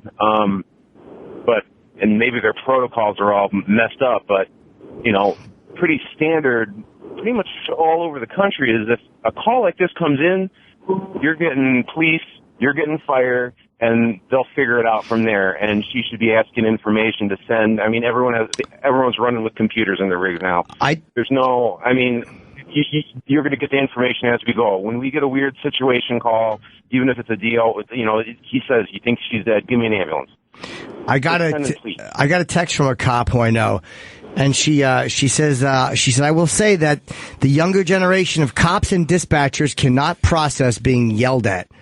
Our generation, when yelled at, are like, okay, whatever, you try to move on and figure out what's going on." And she said the operator's not asking the right questions, like who is injured, what are the injuries. That is silly. She's saying Josh is silly. They get calls where people who are upset are losing their shit all the time. You send the ambulance and the police. The police know they might be shot anytime. It's silly not to send help because someone's yelling. Basically the cops, whenever they go to a call, know they might be shot. Yeah. That's why they have guns and vests. Yeah, you She's right. start by sending the ambulance, and then you keep updating the ambulance driver and the people with the info as it's coming in, obviously. So this lady's going to be fired, you think? I hope so. I don't know. I didn't like that she was mad that she was getting yelled at. That drove me nuts. Well, that's anytime you're mad about anything when the person says being upset isn't going to help. And it's like, yes, but I'm upset. Pointing that out to me isn't helping either. But I almost understand if your Amazon order is wrong and you get someone on the phone, that lady could probably go, "Look, hey, sir, please don't yell at me about your Amazon order. This is not helping this." But in this case, you got to deal with some of I'm going to be racist for a minute. Yeah? A whole minute? People, huh? Yeah, there's a certain group of people that really don't like being yelled at, and I notice that's a lot of them. Well, no one likes being yelled at, sir. Yeah, no but, one. but they have that attitude. Nah, I don't think white people like being yelled at any more than blacks, dude. Yeah. We're not even, are we sure she's not white? Yeah, you could hear, yeah. I would bet. Yeah, bet. But you know what I mean? Can't be positive. All right. Thank you, sir. And thank you, Josh in Boston. Let's go back to the call. There's a couple more minutes left in this thing. Oh, my God. What happened? Oh, my God. Does it look like he wrecked on the I don't know what. Okay. How old is he? How old is he? How old is Mike? He's 30. Oh, my God. He's 30. I don't know. I don't want to look at him, but I think he's dead. I understand. Does it look like he wrecked off the ATV? I think that's what happened because it's in the trees and it's still running. Okay, and we didn't touch anything. I understand. Oh my God. Okay, listen to me. Okay, we want to help him out if we can. Okay, I just have a few more questions. I don't think you can help him. Just please send somebody. Please. I understand. Okay, hold on just a moment. And just to make sure, to clarify, is he awake? He's not. I didn't look at him, but is he breathing? No. Okay. Is he Bob? No. I don't want to look, but I don't think he's alive. He's dead. Oh my God. Oh God. Okay, I do have the call set for the paramedics to be on the way and the police, okay? And the police. Okay, thank you. Okay, I do have a few instructions for you because I want to make sure that Hold on a second. Okay. Are we 4 minutes into that call? Yeah, I was just writing that down. Before this fucking asshole sent an ambulance? 4 minutes wasted by this dumb motherfucker not doing it. And again, I'm getting a text from a cop who deals with this shit all the time. She said most people are not calm around shootings. They lose their shit. We get calls all the time that say send help and then the phone goes dead. We still go. Yeah.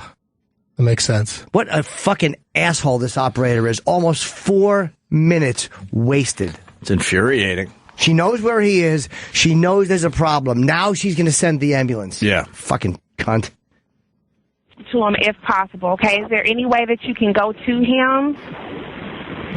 Bob, I don't want to look, but what do you want us to do? I don't want to touch anything because it's obviously, Okay, I just want to make sure. I know you say he looks like he's deceased, but he may still be breathing. Yeah. If we can give him CPR, I want to do that, okay? So is there any way? Bob, he's not breathing. He said his head's all smashed up. His head is smashed up? Okay. He's not breathing. Yeah, I mean, I haven't looked. I can only tell you what I'm being told. I understand. I do not want to look. I understand completely. Oh, my God.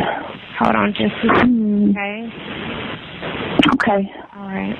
We do have them. Oh, my God. Okay. Should one of us meet at the gate? We have a gate. Yeah, if you can, go ahead and meet at the gate, okay? All right, and we do have them on the way. If anything changes or you get any further information, give us a call back, okay? Okay. All right. Thank you for your help. You're welcome. Thank you. Bye-bye.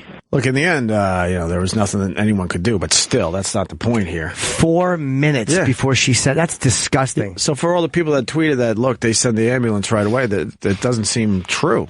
No.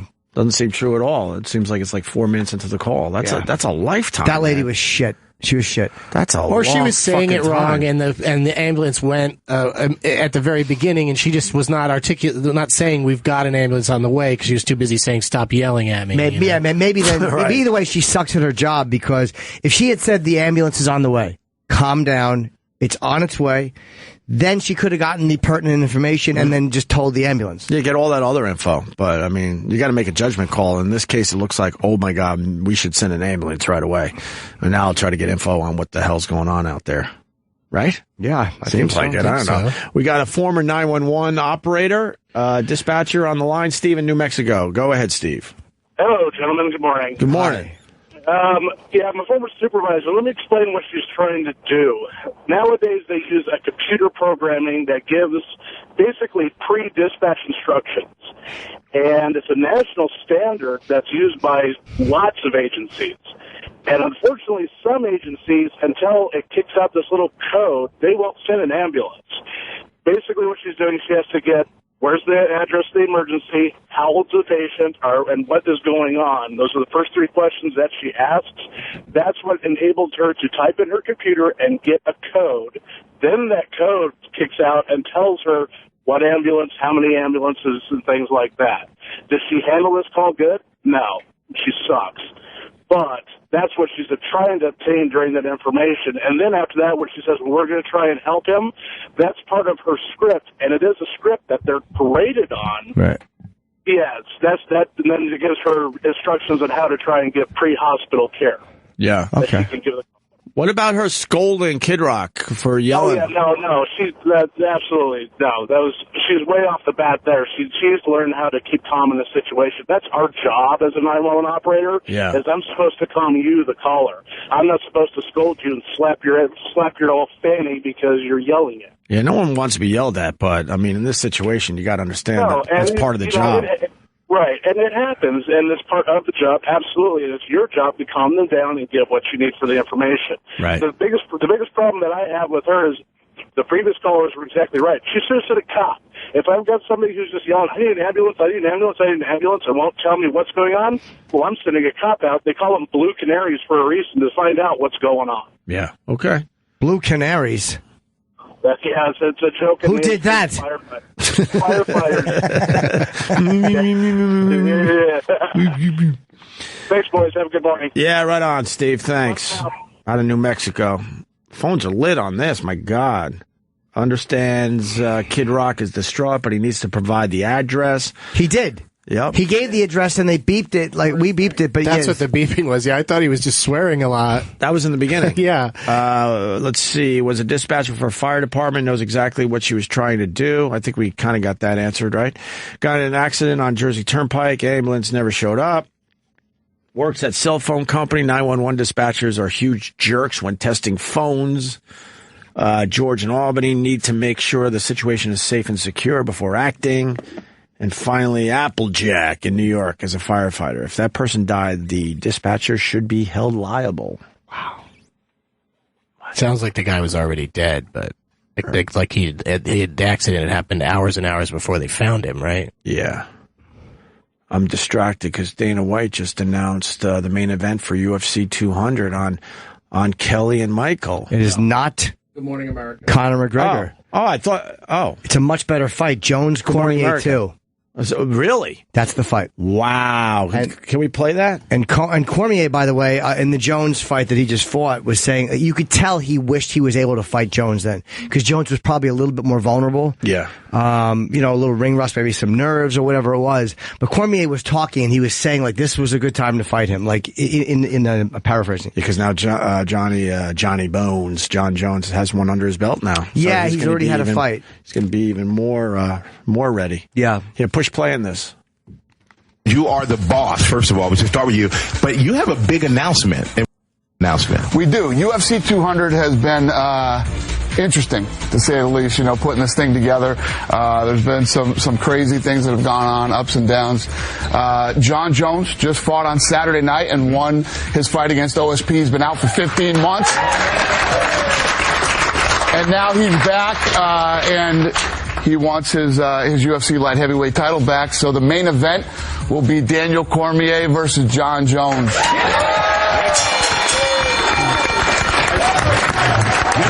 There is not a UFC fan in the world who is more excited about than I am. Like, I'm a big. There you go. Wow, just announced. Great. And there's Michael Strahan. He gets the big spot. Sure. I thought Dana was going to say Strahan versus Ripa. It's going to be the. I saw Strahan there, so I was assuming it was on Kelly and Michael. But when does Kelly and Michael start? Right now? Yeah. So what? Now he's running over to do his other show. Yep. Yeah, he's been doing that for a while. All right. Well, roll tape on Kelly and Michael. See if anything else pops today. We should take a break. Who else is on that card, by the way? Is that also Aldo? When is Aldo Edgar? UFC 200. I believe that's so. The undercard. Wow, yeah, I believe so. That's a fucking huge. That card went from being okay or like we'll see how this sells to being massive. Yeah, that's a great card. Edgar and Aldo, Jose Aldo on the undercard is gigantic. You're right. 2 championship fights. Mm-hmm. Let's take a break. Jimmy's taking the weekend off, but he'll be back on the road next weekend. Yeah, next Thursday I'm at the Ram's Head it's a rock club in Baltimore, and then Friday I'm in the Bethlehem Sands Casino, and then at the end of the month I have 2 more gigs. I'm doing Vegas, the Mirage, and the Terry Fedor Theater, and the night before I'm in L.A. What is now the Novo, I think. It used to be the Nokia. So those are my next gigs, and then June 11th I have West Hampton, New York. I've never been out there before. I'm looking forward to going to the Hamptons. When are those tickets go on sale? Those are already on sale, I think. Okay, It's a soft on sale. It just went on sale. Great. But it's not that big a theater. Right. I'm going to stop by and see your place on the way out. Yes, you will. You'll have to Sure, check I'm out not seeing some your place. shit. Jimmy, is it true that in Vegas you're gonna have Terry Fader's puppets as well Yes, I in will. your show? Yes, I will. I'm going to be acting out Jared Fogle trial transcripts. Oh, wow. That seems very inappropriate to do with those sweet puppets. Yeah. The little turtle. Well, if they're going to play Jared, I'm going to play the youngster. Yeah. Little honey bun crumbs in my hair. Doug Benson is here. Of course, Doug loves movies. You can see it live tonight. There's a taping at the Gramercy. There's some tickets still available. So you might want to go check that out. I highly recommend it. I was blown away by how cool that whole experience was there, Doug. It's fun to watch people like you guys, both of you in the last months have done it for the first time, and it's fun to just watch you react to everything that's going on, because it's just it's a circus, but it's it all comes together. It always seems to work. What else you promoting today? I got tons of road dates coming up, but the next week or two, everything's already all sold out and tucked in. So just go to DougLovesMovies.com for all my road dates. All right. And we just updated the YouTube channel. Day 2 of our live broadcast from the Moon Tower Comedy Festival down there in Austin's up. It's basically a highlight reel. It's all the zingers in one place from day 2, right? Who was on day 2? You had Jimmy Carr, Jim Norton, of course, Mark Norman, Brad Williams. You had, who else? Joe List and, Jesse Joyce, Brad Williams. Yeah, I said just Brad Williams and Jesse Joyce. Anyway, go to the YouTube channel. We tweeted all that shit out, right? But day 2 is now available. It is really good. It's fun to see it as just a big squashed highlight reel. And that Jimmy Carr laugh, when he laughs, that is insane. That's a weird laugh he's got going on. Weird. Yeah. Very, very strange. Kid Rock's 911 call was less disturbing than Jimmy Carr when he's happy. This is Opie Radio. The show is back. Yes, back with Doug Benson. Gonna have Garry Marshall in here in a little while. Oh, I forgot he was coming in. Promoting Mother's Day in theaters Friday. What is Mother's Day? It's his latest comedy, ensemble cast comedy. He did Valentine's Day, then New Year's Eve, and now Mother's Day. Oh, shit, I forgot. You know movies, Doug. I do. I forgot about that. That's right. He was director. It was Julia Roberts, Jennifer Aniston, Kate Hudson, and Jason Sudeikis.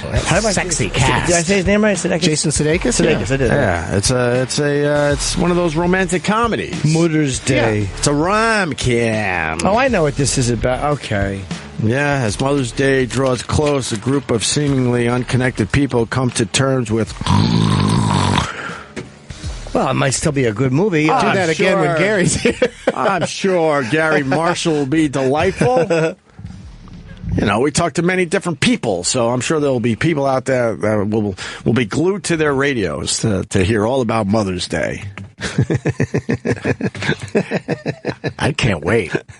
He's a lovely man. I want to ask him if he's still playing softball. That's all I care about. I forgot that. Oh, okay. He plays in those softball leagues in Central Park. I want to ask him what he thinks about the Saudis and the June paperwork that's coming out about 9/11. I want Garry Marshall's opinion on that. You think he'll give that up? I think so. So what's going on with that? I think Don't know. Go see my movie. Right. I think that the fact that we have to fight to get that stuff declassified is really revolting. Mm. And if maybe they're not behind it. I don't want to just blame a country. But Right. If we find out they had a hand in it, well, they're probably worried what this info will mean. I guess if we find out they had a hand in it, yeah, we should literally just remove. I mean, that's almost an act of war. Almost. That would be an act of war, right? Well, it would depend on how deep their hand was. True. Very true.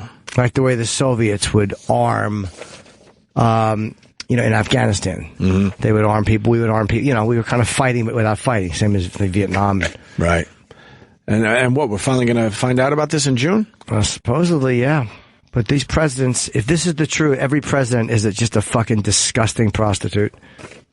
Holding hands in that garden. Yeah. Knowing. Yeah. Because they know. They already know. They already know that shit. Why do we have to fight to figure that out? I mean... Because they're probably scared that the public won't be able to handle the information. Or they'll have to cut ties and all these people that get so much money from these guys. Yeah, I mean, Saudi Arabia invests a lot in America, don't they? Take every dollar and fucking go somewhere else. We'll survive. I don't know. I mean, wouldn't that fuck up our economy? I don't know. We should figure out a way to adjust. Right. If we need a country that was behind, if that's the truth, and they're behind 9/11, and we still need them to survive, then we're fucking finished anyway. Well, we sort of do need a lot of these countries to behave. Because they do invest a lot in America. Yeah, we should stop fucking with North Korea and Kim Jong-un, who does nothing to us but talk shit. Right. That's the guy we're obsessed with? Right. What are we going to do about that situation? Nothing. It's not our business. Nothing. We should do nothing about that situation. We should worry more about the Saudis than North Korea. Well, that man is getting crazier and crazier over there. Fuck him. Let him. I don't care what he does to South Korea. Korea. Implications if he attacks South Korea. Too bad. Boy, that would be a kind of a problem. Let them handle it. They got a military. Let them handle it. Let them handle their own business. But then maybe China gets all fucking sorts of pissed off. That's not our business. Not our business. I think it's our business just because it's to a point now where this shit could affect the entire world if all of a sudden they're just firing all sorts of nuclear weapons at each other. That's the problem. We've been saying that for 50 years. Right. The U.S. has been saying that this is why it's our business. I agree with you that you should have the attitude it's none of our business, but unfortunately now that the weapons are getting stronger and stronger and more scary, that you unfortunately got to keep yourself in the situation. That's what we've been doing, and it's like it's come back to it. Just haunts us. We can't stop. That's why we have troops on the DMZ. Right. It's fucking ridiculous. Let South Korea protect their own shit borders. Right. It's not our problem. A bunch of Americans just standing there as a human fucking barricade. That's all they are. Mm-hmm. Is a human barricade, and the North Koreans can't run over the Americans because then that's an act of war against America. They're not that crazy. Yeah. If they were that crazy, they could just plow right through, 14,000 troops? Something like that. You're about right. Yeah, so he's not that crazy, Kim Jong-un. You don't think he's that crazy? No. What is he? He hasn't killed one American troop. No. Where's the crazy guy? But he's showing more and more. You've seen his haircut, right? I'm not saying he's not handsome. Who has a worse haircut, him or the dude from the Raiders? Remember we had his haircut recently from the Raiders? Who? The owner of the Raiders. Oh, I don't even know who you mean. Oh, yes, you do. We did this. Bill Sherbert? No, Mark Davis. Oh, I wasn't here. Oh, yeah, that's a bad one. Oh, my God. You weren't here for this? No. He's had this haircut forever, by the way. This isn't a thing he's going through. Is he bald? That's a wig. I don't know what that's the a wig. fuck it is, but that's a wig. He's been wearing that forever. He don't give a fuck. Go back. You think it's a wig? I think that's a wig as much as if it had a Yankee emblem on it. I think it was a hat. But you could get a better wig than that. Paging Mark Davis. Page cut. He has decided this is my look. He don't give a fuck. Yeah, it's like the paint can kid. You literally couldn't get a worse look than that. I think it's the worst. Yes, the worst look you could possibly get. Absolutely. If he had hair nailed to his head, it would look better. Nick Swartzen wears it well, though. Yeah. What movie was that from? That was that Bucky something, right. the porn guy. Yeah. What was the name of the movie? Doug loves movies. It was Bucky, whatever his last name was. I'm going to fucking challenge you now. And the joke of the movie was that when he came, it was just buckets. Oh, really? Yeah, just shit tons of cum. Bucky Larson. Yeah, there you go, Bucky Larson. I had to look it up. Born to be a Star. Yeah, I didn't see that one. So his haircut's worse. He has the worst haircut on the planet. I say it's a wig. Well, why the fuck would you do that? Supposedly he has a great life, though. He don't give a fuck. Oh, come on. You own the Raiders? Who cares what you have on you? Just go bald. He doesn't give a fuck. Wear a Fulpa helmet. Right. We were talking about Prince earlier, then we moved on to some other things, but I just wanted to mention that Prince's sister says the musician had no will. Her name's Princess. Is it really? No. Well, it might be. No. Why not? I say it is. I say that's her nickname. He named her Princess.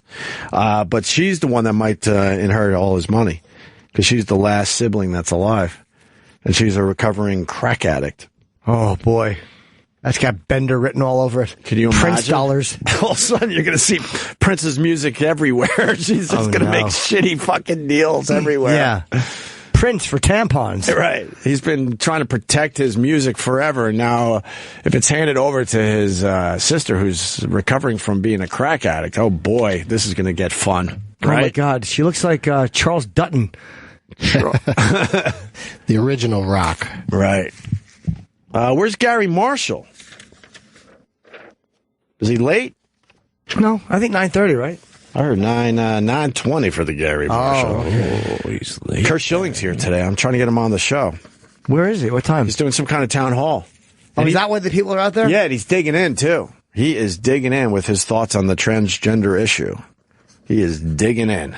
I don't blame him. Not everyone is ready. He has the right to. Well, I don't think people being ready should be the issue. It's like, well, you should be able to express that. Like, I got questions, and I'm not comfortable with this. I think you should be able to do that still, and not lose your job. I think when you start saying they should be beat up, the hate issue and the physical violence, then that's just wrong. And then a company has every right to do what they have to do, but you can't express an opinion on it. That's nuts. Yeah, I mean, you have to be able to express your. That's what open dialogue is. You hear a lot of shit you don't like in open dialogue. People, you know, if people talk openly, both sides are saying things that the other side finds terribly objectionable. Mm-hmm. And there's a lot of people that feel exactly like Kurt Schilling. Without a doubt. When it comes to that issue. Yes. A lot of people. And then you got this story. More than 700,000 boycott Target over transgender bathroom policy. You think they're actually boycotting? It's a Christian group. Just don't go there. Oh, already. It is a Christian group, right? Okay, has gained more than 500,000 signatures and counting from people pledging to boycott Target over its transgender bathroom policy. I tweeted about it last night, annoyed, and then someone wrote, "Let me guess, safe Target, the Catholics." No, that was the Target because they're the ones who signed the petition. Yeah. Islam kills gays. They throw them off the roof in fucking in the Middle East. They're disgusting. Right. But this is why I tweeted last night, because this is the petition.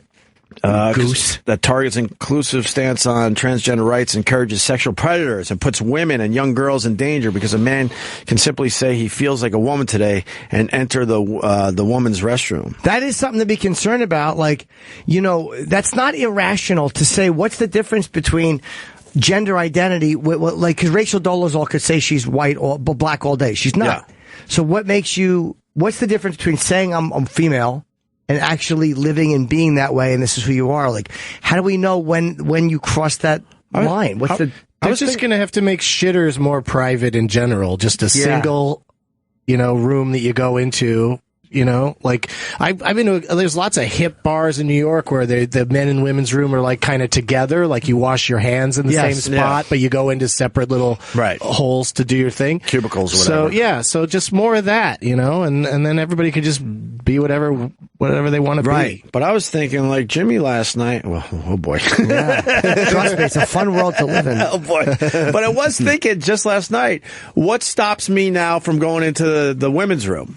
What stops you? Well, just the common decency, and that people standing around would go, "What the fuck are you doing, man?" But there are other people that will go, you know what? Just as the goof, I'm going to fucking go into the woman's bathroom now. And if someone stops me, I'm going to go, look, I identify as a woman today. That just feels like a weird thing to have to say to go do a weird thing. Like, but you don't get to necessarily. Oh, Doug, you've been out in public. See much in a bathroom. You've been out in public long enough to know that there's certainly a bunch of people that will do just that. But you're in the bathroom taking a pee, and some dude brings his little daughter in, his 2-year-old, 3-year-old daughter in there, and it's like everybody seems fine with that. Because it's not like, you got your back to the kid when you're standing there at the urinal, but it's all sketchy to me. They are saying, I mean, look, you're not crazy to say, look, if there's no line to tell when is somebody self-identifying, what does prevent someone from just going, I'm identifying as a woman today,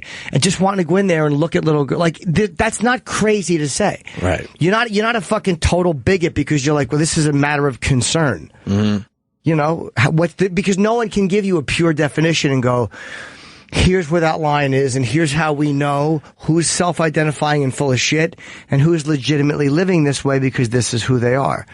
So you can't be mad at people for questioning it when there is no clear line. Yeah, for most people in America, this is a brand new issue. Yeah. This is brand spanking new. Yeah, it is. But a man can walk into a ladies' room and say, give any reason for doing it any day of the week before this whole issue came up, and it comes down to people who just go, "What are you doing in here?" Yeah, I guess you just go with a third option, right? Yeah, but what you got to at least be wearing a dress or something if you're going to try to go in the ladies' room. You know, like, you can't just look like Opie and walk in there and go, I'm identifying as a woman. Well, have fun with that, because now people will be insulted that you said that. Why? Why do I have to have a dress on to identify as a woman? What do they wear? You mean like they wear a nice pantsuit? A nice Hillary? Put on a Hillary outfit and go into the ladies' room? So you should. So that's your line. At least wear a dress. Well, I'm saying that, like, I hear what you're saying. Standing there arguing that you identify as a woman when you, like, have a beard or something is like, you know. Yeah, I really do, hear your point. But then there'll definitely be people insulted by that. Really, I have to wear a dress to show you that I'm a woman, that I identify as a woman. Yeah, but at least do something girly. Like, Caitlyn didn't take his dick off yet, right? But he dresses ladylike. Yes, she does. Sorry. Please. Yeah. Yes, she does. Yeah, I don't think you're a crazy bigot if you're questioning this. That's where the activists have to fucking stop it. Like, science is still debating exactly what this issue is. Well, there's hormones and there's certain things. The eggs, I've heard a lot of arguments that it's not just this thing where you think you're a lady. There's physical stuff to it. And I think it was Johns Hopkins, the head psychologist, said, no, it's a mental illness. I mean, there's really smart people who say on both sides, no, it's legitimate and physical, and then there's really smart people who have said, no, it's totally mental. So they're still debating it and sorting it out. They're still figuring it out, and that's not good enough for some people, or for a lot of people. We always want answers now. And if you have, like, people with kids, like, I get them being more concerned about it than say, me. I don't care. I don't want to spend any time in any public restrooms if possible. As an adult, I don't give a fuck. But as far as my kids are concerned, I'm a little, I want to ask a few more questions and actually see what's going on. Definitely. But Joe the plumber's supposed to understand all this shit when it's still being debated. Yeah. You're supposed to be on board immediately. I don't like that with these issues where you're supposed to be on board immediately, or they go for your jobs and everything else. Yeah. For just having a different opinion. For having a different opinion. It's when it's hateful and when there's violence involved, then sure, I get it. But just having a different opinion is okay in America, believe it or not. Because if you got like an 8 or 10-year-old daughter, I don't know how old girls are when they go to the bathroom with themselves, but you don't want to fucking think that some creep can go in there unnoticed almost, or blend in without erasing. If Doug or I walk in, people just look at what the fuck's that guy walking in there for. But if you got a wig on and you're dressed, somebody might not take a second glance at you walking in. Sure. All of a sudden you're jerking off under your dress, peeking through. It's like you could do that already. What's that? You could do that already. Yeah, there's a security outside bathroom. You can do it. Yeah. I'm only saying it makes it easier. No, it doesn't. I'm just saying, why isn't there that kind of weirdness happening all the time? There is. Like, how many stories do you hear every year about man caught in woman's bathroom? Right, exactly. Or man caught in woman's bathroom is enough. I'm just saying that with a new law or whatever, it's not making it any easier because there's no security to begin with. Yeah. You could just put on a wig and go into a Target bathroom but if now a woman, or 3 weeks ago. If a woman runs out of the bathroom and goes, there's a guy in there, all of a sudden there's a problem, they're going to come in and remove you. It's a whole thing. Yeah, but if he or she is just going to the bathroom, then there won't be a problem. But if something weird is happening, if they're then jerking off, you can't do that. Then the issue is going to be taken care of. No, I know that, but I definitely understand, and that's a logical argument. But it's easier if you want to go in and do that. It is absolutely easier if all you got to say is, "Hey, I'm identifying as a woman," and there's nothing they can do. And then if anybody suspects that you're doing anything different, then they're just going to stand there and make sure that you do what you're supposed to do and leave. Wow, I mean, you're not allowed to question it, though. Nah, but if that's what's scary. But if there's like 3 women in the bathroom and they're like, "Hey, what are you doing in here?" Yeah. And this person's like, "I'm just going to the bathroom." Yeah. Then if I feel like my daughter would be in danger or whatever, I would say, "Okay, go ahead," and I would make sure that happens and that they leave. You would, but like the thing is, what keeps a lot. Cause look, pedos go into fucking bathrooms and see little boys all the time. But it's if you want to walk as a man, if you want to walk into a ladies' room and be a creep.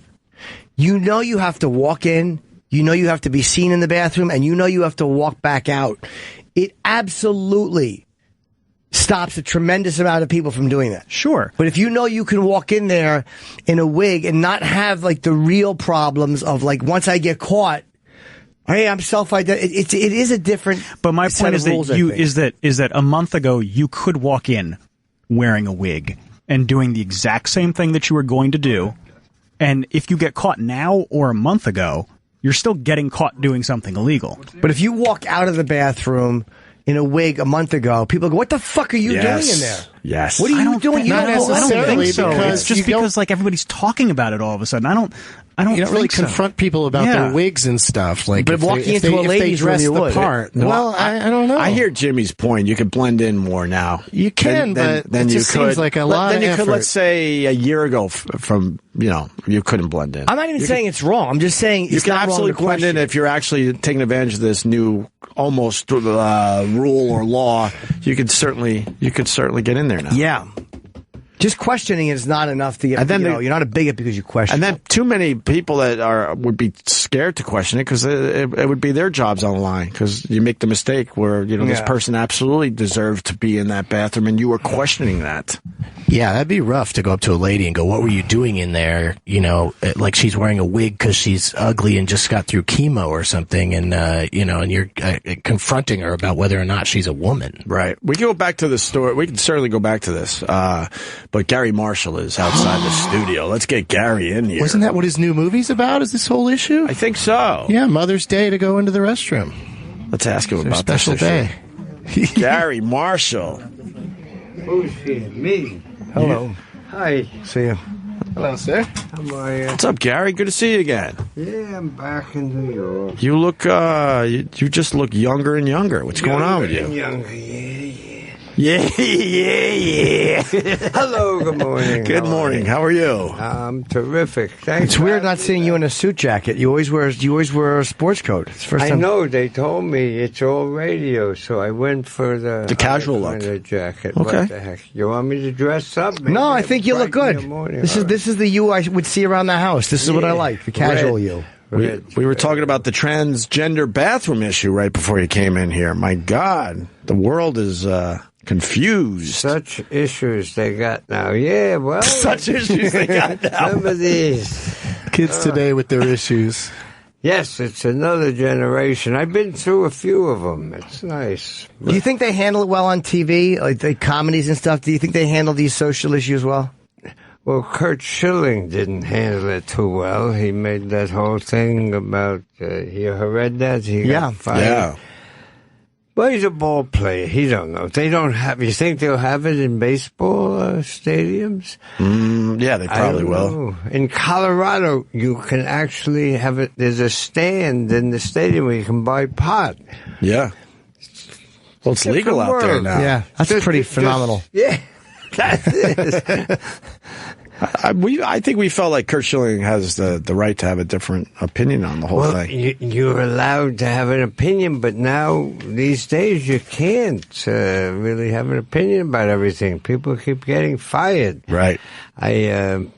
I always was happy that I had no censor from my head to my mouth, because that's once in a while came a joke. But now you gotta be careful. Censor right about your ears and say, "Oh, I better not say that." Well, you had to back then.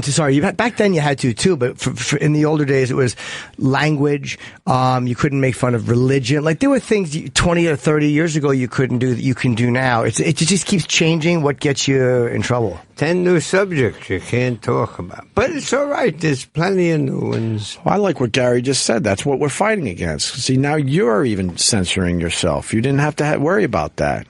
Now you do. I don't like that. Because of that thing, that internet. You know, I'm kind of old in the sense of I have no computer. This is what I got. This is dumb. You pull out a gun. But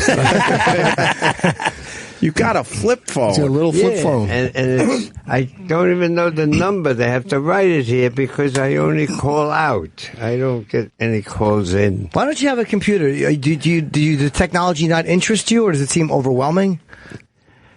There's so many distractions with a computer. You know, all writers have trouble concentrating. So with a pencil and a paper, there's nothing else to look at. I prefer that. But I have a crackerjack staff that all has computers, and I I have 6 grandchildren, and the 7-year-old can do the computer. So I'm surrounded by technology. I'll accept. So you're okay with just having a flip phone? Yeah, and you handwrite everything? Like, if you're writing a script, you'll like handwrite Yeah, I handwrite, and I write in margins, and then people still type it up, computers. I have one girl who's now a producer who's been with me 22 years, and she can read my writing better than I can. What did I write there? And she writes it. So it makes life smooth. That's old school. Remember we interviewed Vincent Bugliosi? He wrote a book about the Kennedy assassination, and it was literally a 1,200-page book. Yeah. And he said it took him 20 years, and he handwrote it. He handwrote he didn't want to type it up. Yeah. Well, I love type. I had a typewriter, a Royal typewriter. I used to type all the time, but nobody has a typewriter anymore, so I do it with my hand. I can't do it. I'm too lazy to write. I talk text now. Like if I have a thought or something I want to jot down, I'll actually talk it into my phone and it transcribes it. Then I email it to myself. It's the way I can make myself work because the computer is distracting. You're right. Pornography. Yeah, I'll look at something sexy here. Why do I have to write? But yeah, that's what Garry Marshall's saying, basically. He's afraid of the porn rabbit hole. I don't blame you. It's all there. No, I think that... You have to work whatever way you can get it done, and I get it done with a pencil and paper, then I can do it, any place. I don't need to go, wait, you got Wi-Fi, you got Fluha or something.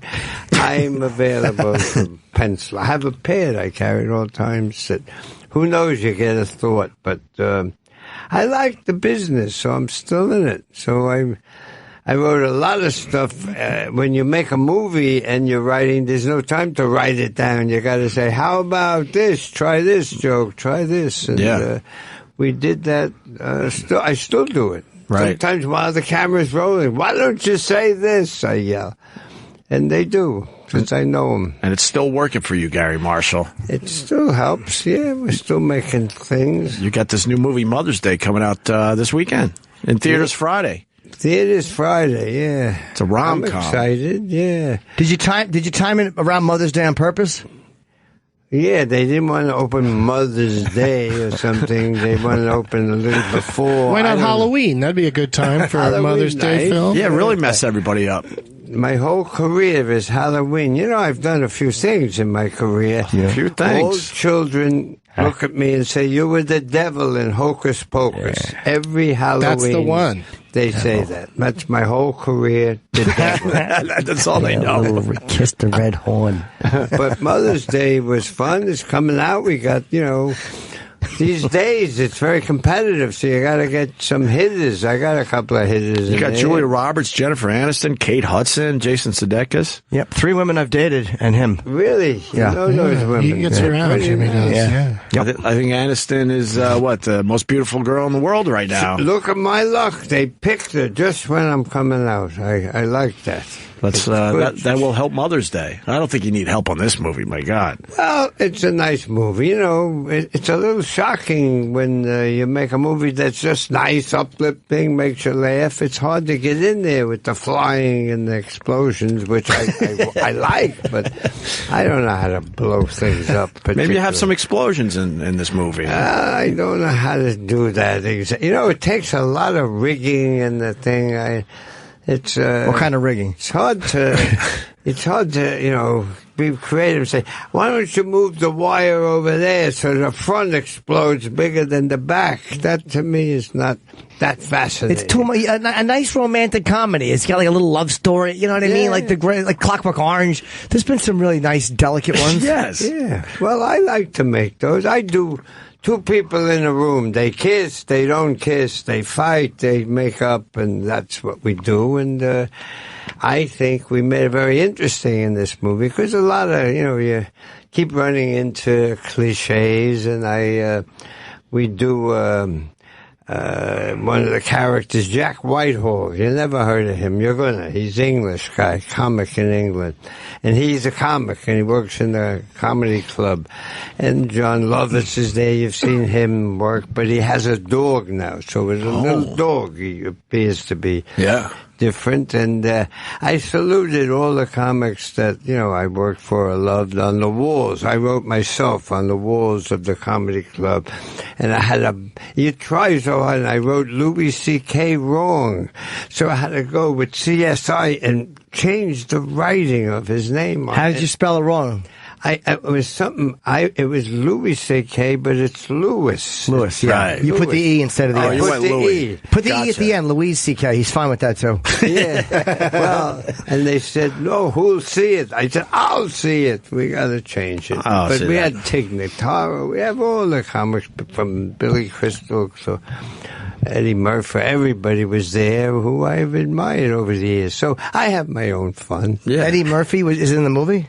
No, their names are on the wall of comics. That's featured in the movie. Oh. Yeah, well, gotcha. You're looking at the comic and the baby, but, for those who have those pause buttons, they can hit something. So you should have wrote some really silly stuff on that wall. Yeah, some ridiculous people. Really keep everyone on their toes. Yeah.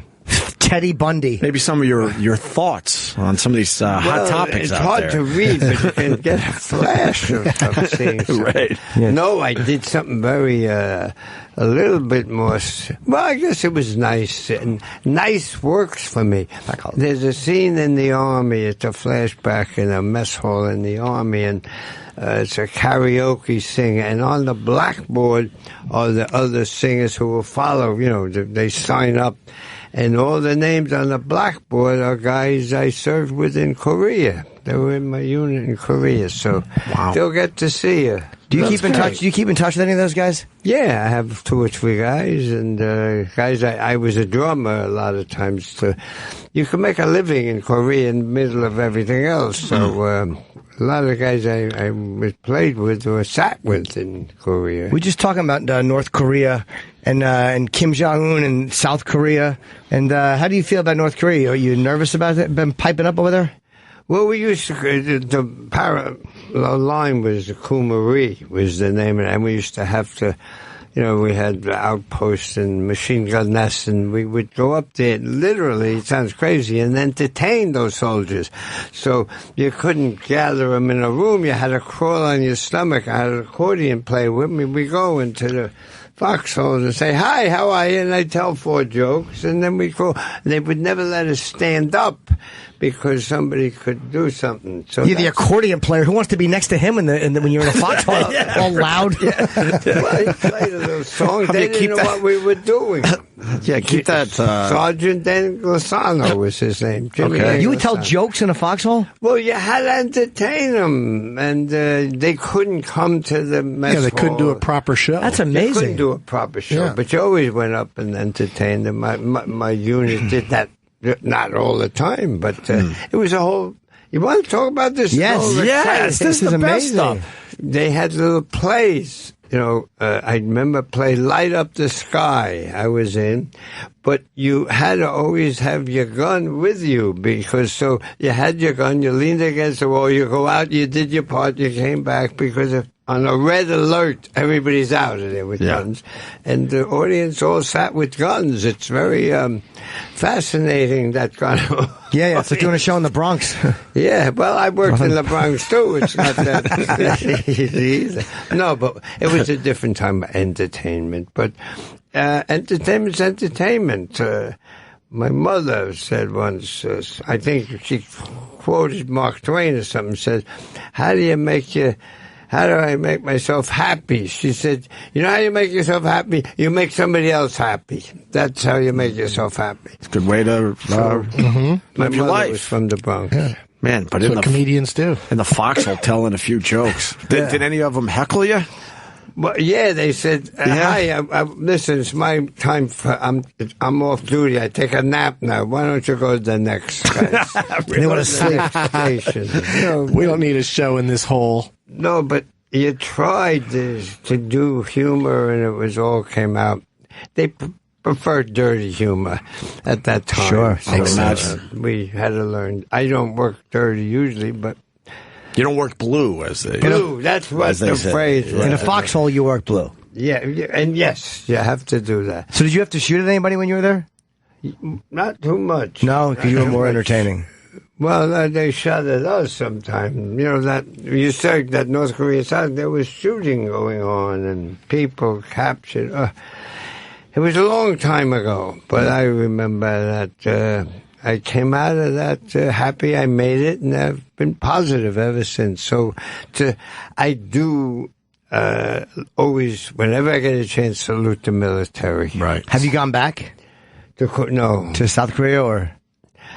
No, I never was back there. I hear it's all a big deal now. Yeah, you have no desire to go back just to see it. No, I was served with a guy named Fred Roos, who was a big producer in Hollywood. He was with Francis Coppola, with Godfather. He did all the pictures.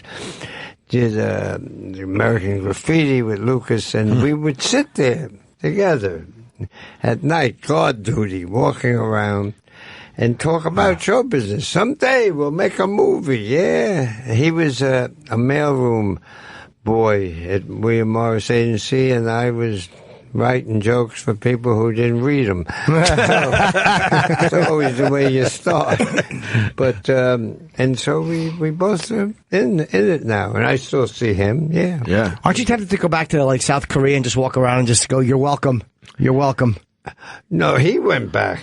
Yeah? He went back. He's been back. He told me he was there. But they gave a salute or something to all the guys who, in L.A., I went to some event. They gave us a little medal or something for serving in Korea. Nice now. But North Korea, yeah, I'm a little nervous. Who knows what's going on there? You never know.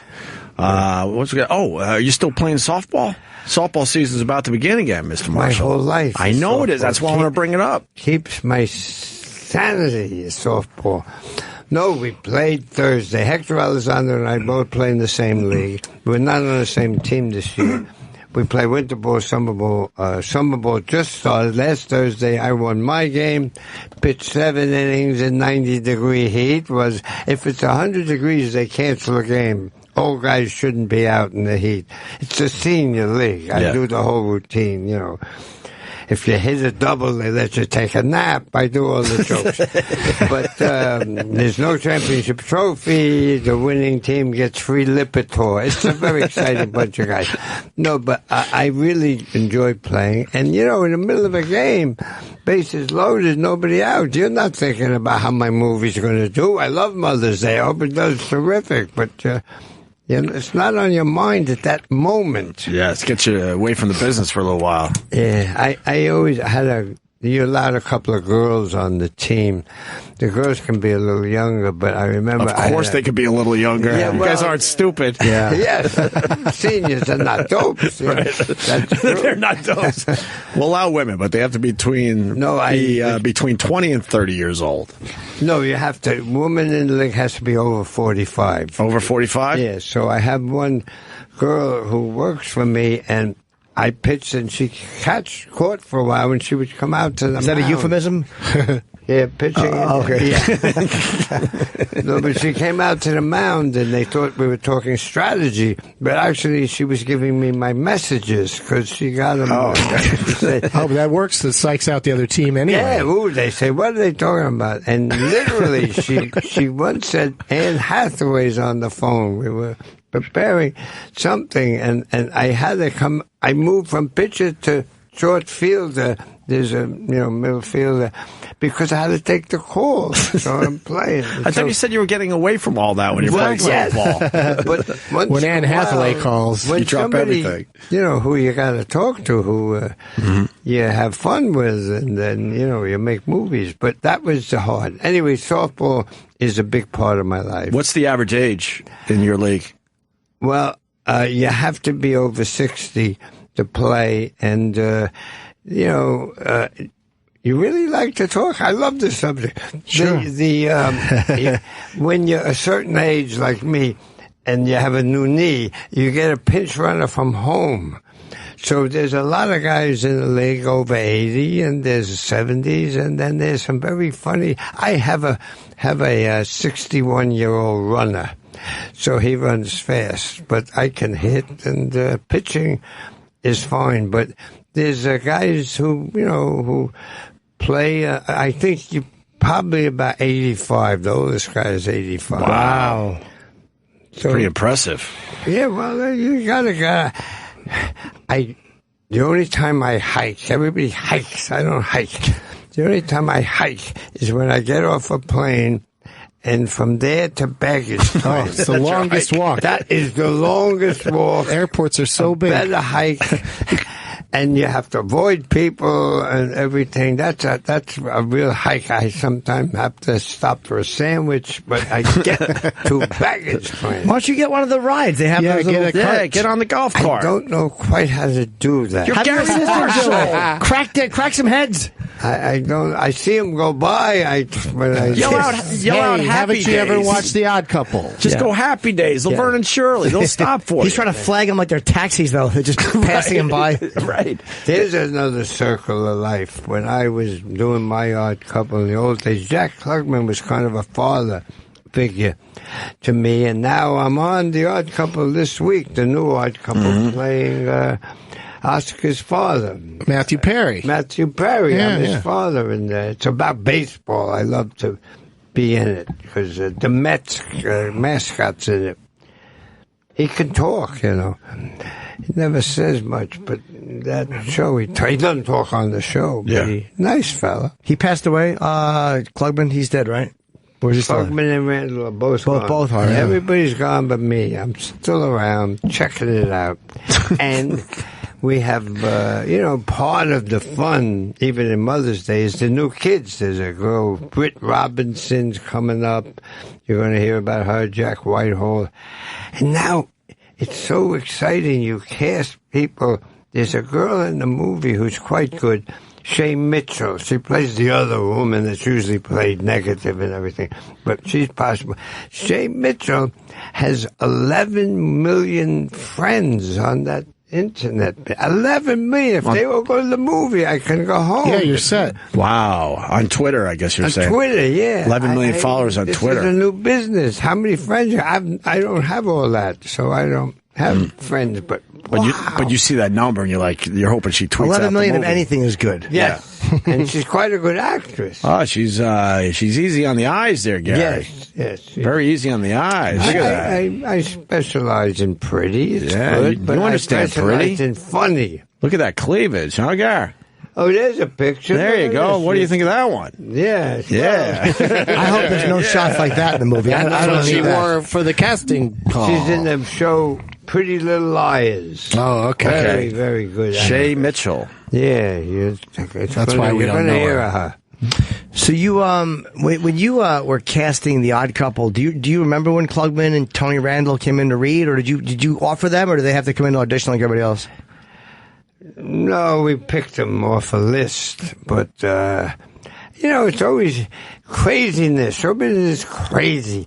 Tony Randall I liked very much. I had seen his work, but I saw a play called Gypsy with Ethel Merman and everything's coming up, roses, the whole thing, and Jack Klugman was in it. He don't sing very well. He don't dance very well.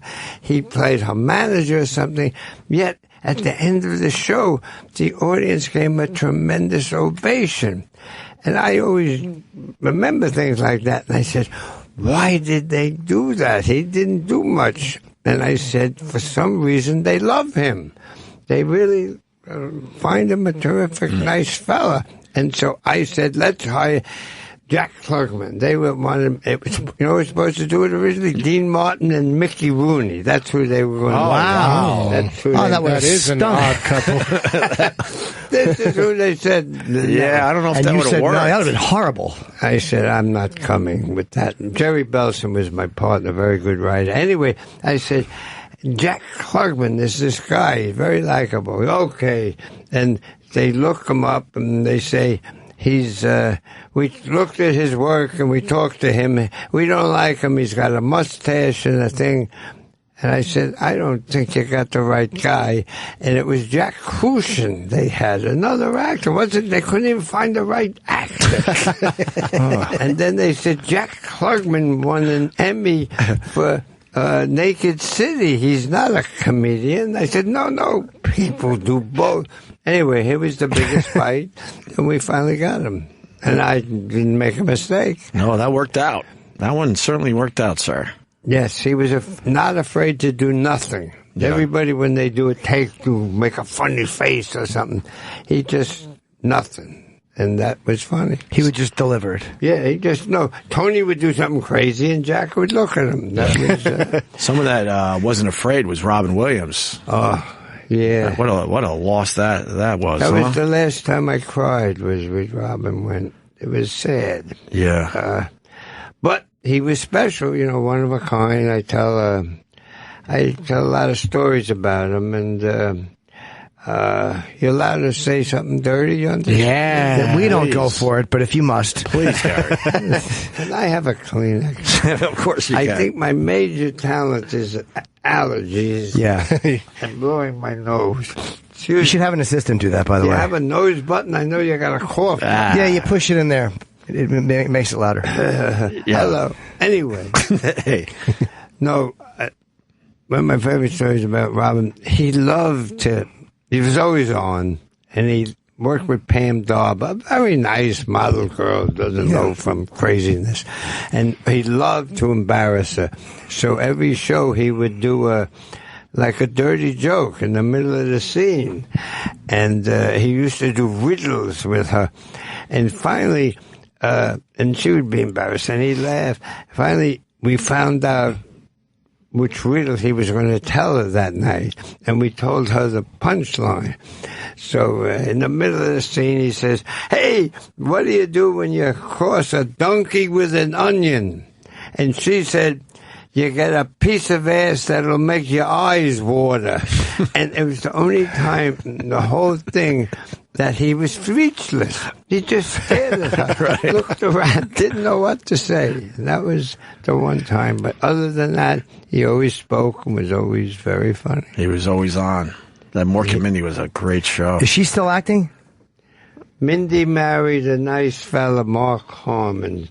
A lot of them married nice. For a long time. Yeah, they're doing very well. Oh, yeah. okay. And yeah, she acts once in a while. Who is the father? Is his name Conrad Janis? Conrad Janis, one of my idols. He Really? was, when I was in high school, I used to come downtown because he had a band, Dixieland band, Conrad Janis and the Tailgaters, and I was a Dixieland drummer at the time, and I used to watch him. And years later, I heard he was an actor, so I hired him, and he played his trombone once in a while on Mork and Mindy. Who's your favorite drummer? Well, Gene Krupa was my favorite, but Buddy Rich I got to know later, who was pretty funny, and Max Roach is the more modern drummer. And, But Ginger Baker? I'm not sure. From Cream? Cream, yeah. I didn't know the Max Weinberg, I know well. But he's Springsteen's. But mostly the old guys. I like Don Lamont. You probably never heard him, but he was a big band drummer. He played with those big bands and had that beat. Do you hold the stick? Like, I watch drummers, right? Like, I would hold both things like a kid back, but they hold one of them all weird with the hand upside down. Well, you hold it weird if you're old. Rock and roll is more. I think rock and roll, they're now finally doing this. But when I learned way back in the day, you had to hold it with the two weird, fingers, right? and I hated that. Paradiddle. Right. Yeah, you had to do that. But listen, kept me going through all the rough years, and now still, it's a rule. When I finish a movie, cast party, we make a band. I play the drums at the cast party. Mother's Day, we had a big 5-6-piece band, and my big song is Mac the Knife, and so that's what we do. So I still know I'm drumming, but as I drum behind Bette Midler and Hathaway, Julie Andrews, and everybody in those cast parties. Yeah. Well, they're saying, we got to wrap up. All right. Mother's Day's in theaters Friday. Looks like it's going to be another hit for Mr. Marshall, Garry Marshall. Well, that's funny, and it's a rom-com. You might have a tear. Oh, no. Well, a tear. I can't cry on Mother's Day. There's a couple of tears, but tears of happiness, and I think we cover almost all the mothers' types, and there's a lot of types. I don't know if you're aware, custody suits are a big deal now. Sure. And dual custody is usually told mean. We don't tell it mean. We tell it with fun. Yeah. And we go through everybody. You know, I don't know you fellas, but sometimes your mother must have said, that's who you're going to marry? That's who you're dating? That girl? Really? And the mother... My mother would say that to the people I brought home. Yeah, well, you brought her to dinner? What is that? You saw she's not.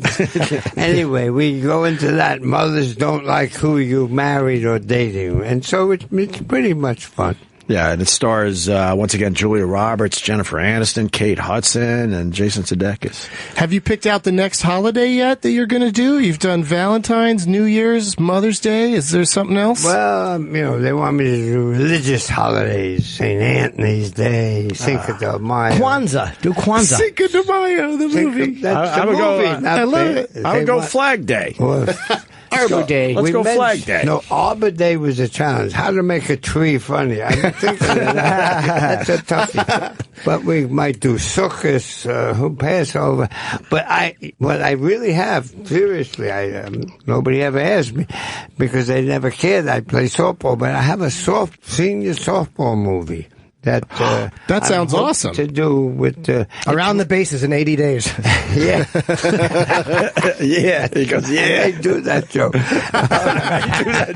Put it in. But, you know, it'll be a father, son, grandson story, but senior softball. You should do a documentary on senior softball. Well, and everyone's stories. Well, everything's a movie now, and can I say something exciting? Oh, please do. It'll be about time. I'm kidding. One of the things I'm working on is Pretty Woman as a Broadway musical, and that is nice. Sorry, Caitlyn Jenner. Great.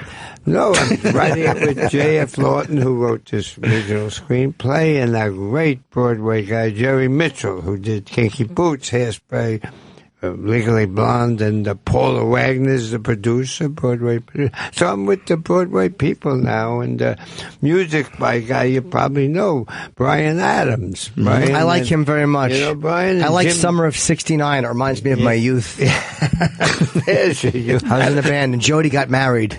Oh, yeah. You had to lean into Gary. Yes, I did. Yeah, he knows that. See, I brought back For full memories. effect? Yes, you did. Look at I sing that. it. I sing Summer of '89 because I missed '69. Well, Jim, Brian and Jim Valance are doing it. So it's pretty exciting. That's that's why I keep working. I meet these people, and they're very good. They're panicking in there because you have other interviews to do. Oh, my God. But Mother's Day is in theaters Friday. It's got a great cast, and you have quite a tremendous history. So congratulations on another film. You're a lovely man. Thank you. I just came from Seattle. They gave me lifetime achievement. They do that when you reach a certain age. They keep giving you things for, hey, you're alive. I actually got an award I got an award last year for having achieved nothing in 47 years, so it's nice. I could chat here. It's nice. Yeah, the Hey You're Alive award. Okay, all right. You We're gonna yank you out of here. You out. We'll be back to wrap up. Chat. Of course, that's all we're doing. Garry Marshall, the great Garry Marshall. We'll be back to wrap up. More with Opie and Jim after this. Want to thank Garry Marshall for coming by, and wow, that was a moment after the interview. We went to break and we were taking a picture with Garry Marshall, and everything was cool. And then me and Paul noticed that he's putting on Jim Norton's jacket. He's like, I had a jacket in here, and he takes Jim Norton's jacket and he puts it on, and none of us were brave enough to tell him that wasn't his jacket. So now we're starting to think, oh my God, is Garry Marshall finally losing it? Because he's an older gentleman, but he's sharp as a tack still. I thought Garry Marshall's got a cool jacket. Yeah. It's So he puts on the jacket. It's a little tight. And he starts walking out. And like I said, me and Paul, we weren't going to tell him. We're like, just walk off with Norton's jacket. I'm not going to embarrass you or whatever. And not that Jim Norton did, but he's like, wait, that's my jacket. Yeah. And then it was that moment where you're like, oh no, oh boy, this guy's losing it. He's walking out with Jim Norton's jacket. Now he's got to take it off, blah, blah, blah. And he's like, but I came in here with the jacket. And then his assistant came in and said, yeah, we have your jacket, Gary. He's like, oh, okay, that's why. And we're still thinking, oh no, this guy fucking has lost it. And then the assistant shows Garry his jacket. He goes, oh yeah, that's my jacket. It's the same thing. It's the exact same jacket as Jim Norton is the punchline here. Yeah. So in the end, it wasn't that Garry Marshall was losing it. He was looking He at grabbed the jacket that looked like his jacket. It's very similar. Off of a chair that was near where he was sitting. Yeah. But you saw that whole thing go down. And you were thinking at first like, oh shit. He's a bit senile, but we actually got a video of that, right, Paul? Mm-hmm. We got to post that. I love it. Like twice in the last year, I've had to chase someone down in the airport for taking my backpack and, leaving theirs behind on the plane. What do you got? Because it's just it's just like a nondescript backpack that I put in the overhead. Right. And 2 times guys walked off with it. Well, that's when you got to put a ribbon or something on it like the people do. But they just reach up there and grab right. what they think is theirs. And now I've learned I just got to keep an eye on it. Like, don't just let people. I can only imagine what's in your backpack too when you're flying. It's not the backpack's not bad. It's the other bag. The other bag. The other bag's got some. That's what you're protecting with your life. That one you're protecting. I put that one under the seat in front of me. And you never take your eye off it. All right. Well, I don't know what happened to Jim Norton. It's probably going to the bathroom with Garry Marshall. We got Kurt. Probably bathroom buddies now. We got Kurt Schilling in the building, and everyone's the building's a buzz because you don't think you can get him in here though. Fuck. I wish he. I mean, he doesn't recognize me when I walk by, but he certainly knows who I am because we go way, way, way, way, way back, but lost touch many years ago. So last time I saw him, he took care of me in a strip club down in, I think it was Orlando. How does one take care of somebody? Well, I walked in as a not making much money radio guy. I was down there on vacation. My vacations were go visit my sister in Florida because it was nice and warm. Not that I don't love my sister, but certainly I would have preferred to have gone somewhere else, but I didn't have the money to go anywhere, so I would go to Orlando.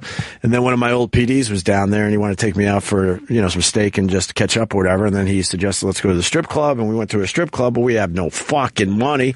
And Kurt Schilling walks in. He was pitching for the Astros, and it was spring training. And he recognized me immediately from my Rochester days, which were only a few years prior to that, maybe three years prior to that. And he proceeded to say, your evening's on me. And just bought you dances? Everything. Lap dances? Everything. Oh, back room shenanigans? No, not champagne that, room? But he was with some sexy people. Oh, you put it up already, Paul? Let's see. Yeah, we just Can talked we see about this? What happened? Oh. Yeah, play this. How dumpy I look. Politics one day. Oh, hold on. Play it again. I had the wrong button on. Start it over. Oh, no. Is that yours, really? Yes. No. I have his, yeah. You're wearing my jacket. See? She got a picture I of would him. much rather have what's in Gary's pockets than I was like, mine. that's a pretty cool jacket for Gary. Same jacket. Yeah, I'm sure you got money in yours. I just have Very a couple similar. Of that'll never get you. All right. That just redeems you. Okay. Yeah, we're safe. We're all. I know. Okay, no. We're all relieved that it's the same jacket. Yeah. Okay. Like, oh my God, he hasn't been playing softball. He's bowling.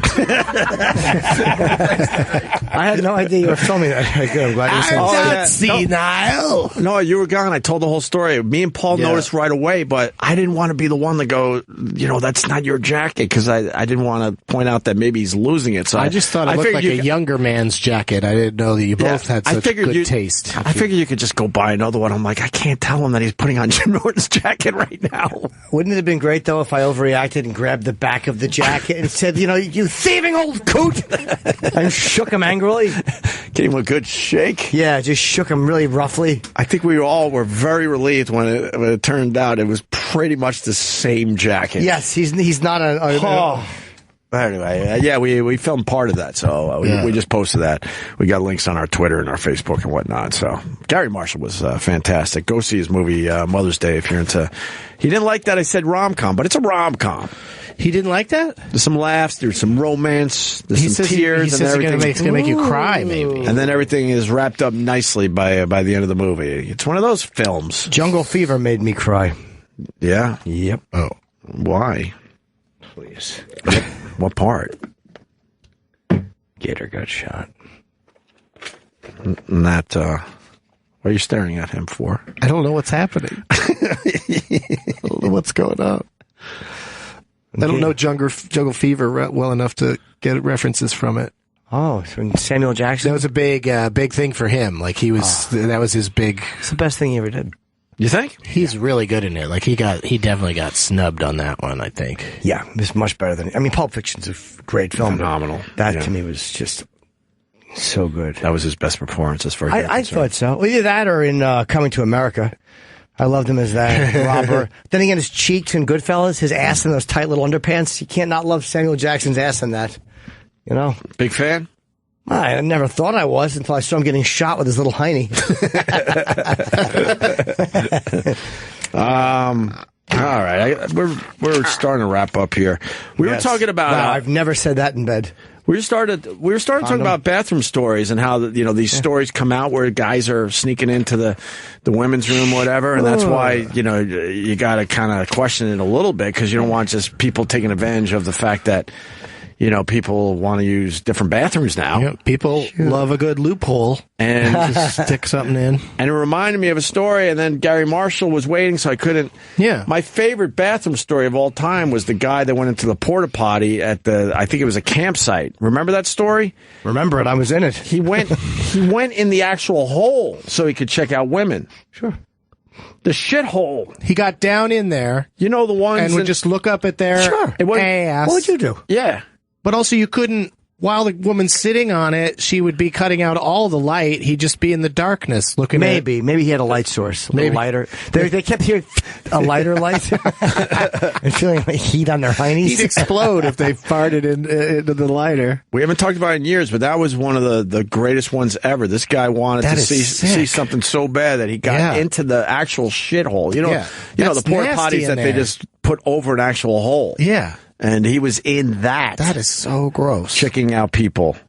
Yeah. He must have been into both those things simultaneously. Like just having shit that action? Shit smell and isn't there always a fish smell in don't they always throw fish in those things? How long? So gross. How long for real you think you could survive in the shithole? I couldn't do it. But how long do you think where you'd be like, I gotta get the hell out of this? It would depend on the women that were like. No, I don't even mean that. I'm just thinking smells. Well, I'm saying it would depend on if it was a couple of hot women and they had big, solid, tapered ones that would just hit with a dull thud, like the way an arm would if you cut it off. Like remember in MASH when he's throwing his severed limbs in the Dreams episode? Yeah, like that one. If that's how they were, I could probably survive a little while because it'd be disgusting, but not as awful as like if some girl drank Dinty Moore stew and said, "Keep your hair off my campus," and then took a watery shit, that would send me running immediately. I giggle every time I have to take a poo in a porta potty because of what Jimmy just said. Yeah, we're all used to sort of the splash or you know when it's hitting the water. Yeah, and when you do it in a porta potty, it's just that thud. Every once in a while, you hear it too, just hit. Dull, thick thud. Just a dull, thick thud.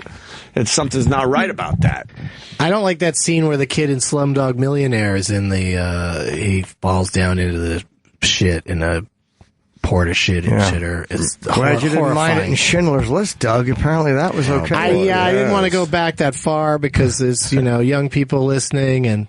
Yeah. And Judy Gold said Schindler's List 50 times on Douglas Movies the other night, so it's not really, it's kind of dead as a source of humor at this point. Oh, I meant sexual arousal. Yeah. Oh my God, that's right. I forgot about that scene. He's totally covered in shit. Slumdog Millionaire. Horrifying. Yeah, it's all shit and piss. It's not horrifying because it's a movie and it's probably but you know that they really do. There's probably some oatmeal. What they had to use to pretend to be gross to be covered in. You think? Yeah. To be honest with you, if that did happen, it would be so awful because you wouldn't be able to. There's not a lot of showers there. No, you'd be.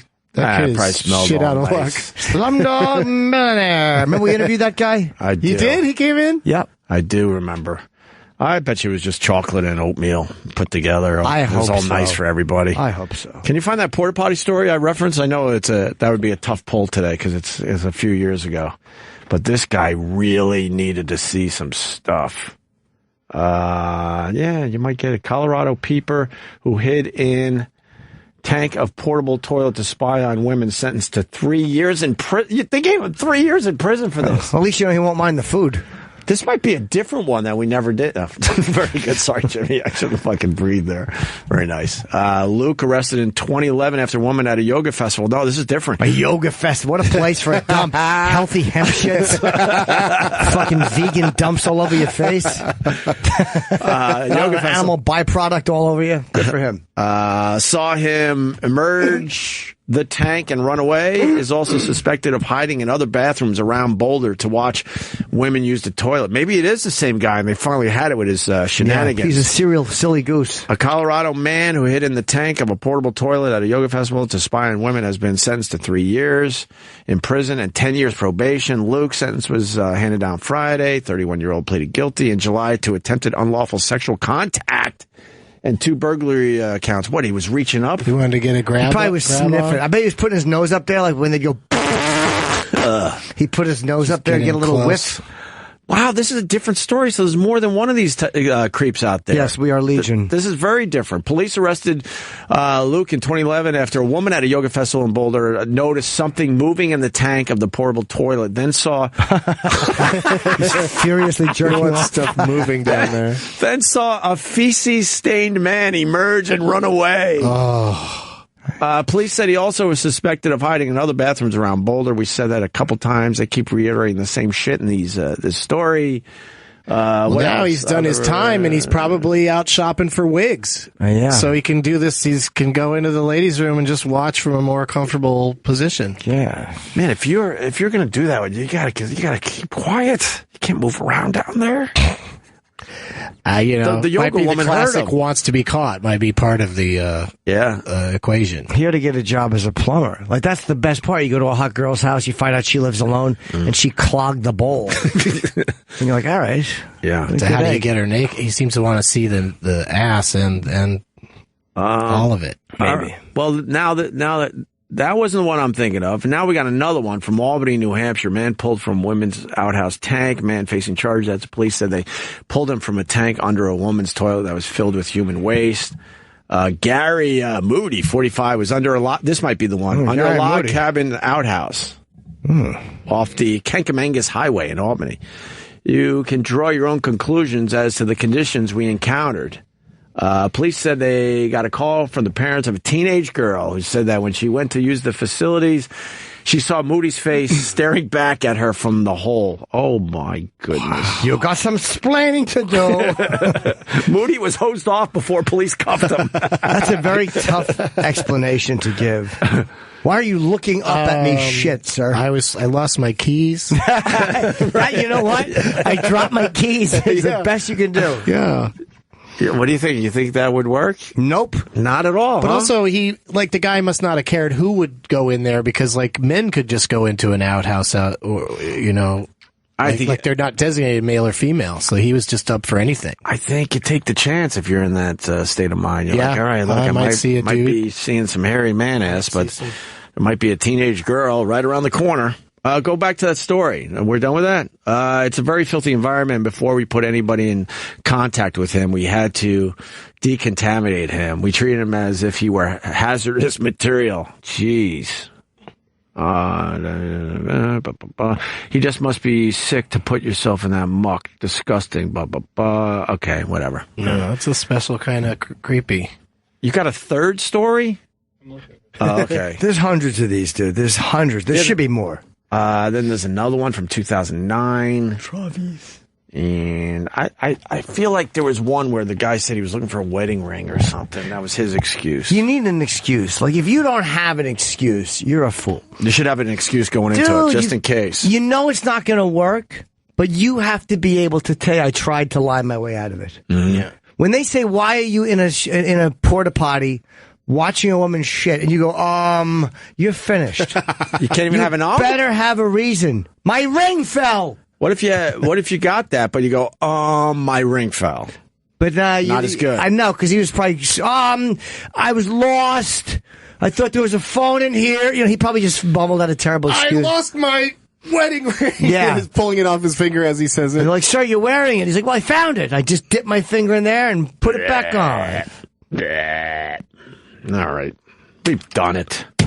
And then I wanted to play one of those great 911 calls in honor of the Kid Rock 911 call, which was obviously very very hard to listen to. What do you mean a great one? Like they come in from time to time. The lady's burger wasn't right or something. Oh yeah, she calls the annoying people that call in. Yeah, maybe we'll remind me. We'll do one of those tomorrow. We could always do it tomorrow. Right? The poor dear. Doug Benson, it was a pleasure, sir. Yeah, thanks for having me. It was certainly always fun. Pleasure to do your podcast, and it was a pleasure having you on the show. Doug Loves Movies. There's tickets still available for tonight's. Tonight, 8 o'clock, Gramercy Theater. And you got a good lineup. You got Mr. Ron Bennington. You got, who else? They're all a surprise, Opie. Oh, really? Yeah. Oh, you want them to be surprises? Yeah. You didn't get that last night, that vibe that like the audience didn't know any of you guys were going to be on? No. Yeah, that's how I keep it exciting. They don't know who they're going to get. Jeez, okay, I'll shut my mouth. Because sometimes I also get a real big name, not to disparage your name, but like a John Hamm will participate. Wow. And I don't want to tell people about that ahead of time because then if he cancels, then the show starts on a note of disappointment. Yeah, exactly. So you're saying the other side of that is every once in a while you get a few bustaroos. Yeah.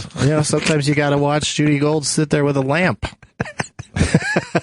You're just sitting there wishing she would rub it so we could all I fucking enjoyed her. Make a wish. I don't know if I can handle that every fucking day or night, but I knew it'd be fun because I hear her on your show. I mean, she takes over a room for sure, but she says a lot of funny shit. Like she's just a wacky lady. I enjoy her. Yeah, she's very entertaining. Yeah. And her yelling at Louis on his show is like one of the best things ever. Like she's so mean to him. She was perfect for that. Yeah, part. She's good at being mean to Louis. Anything else? You good?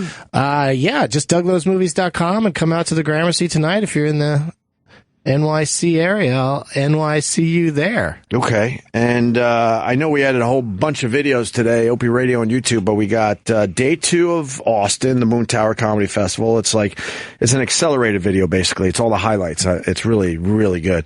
Day 2 was terrific. And then we put Garry Marshall putting on Jim Norton's jacket up there just a few minutes ago. And we also have Chubsy Ubsy banging on the drum. Just listen to the replay. That was my favorite moment, I think, of today. And Jimmy's taking a week off, but then he's hitting the road next week. Yep. Next Thursday, Baltimore, Friday, Bethlehem, PA. And then at the end of May, I have Los Angeles, I have Vegas, and then I have West Hampton, New York, June 11th. Tickets on sale now. Yes, JimNorton.com. We'll see you tomorrow.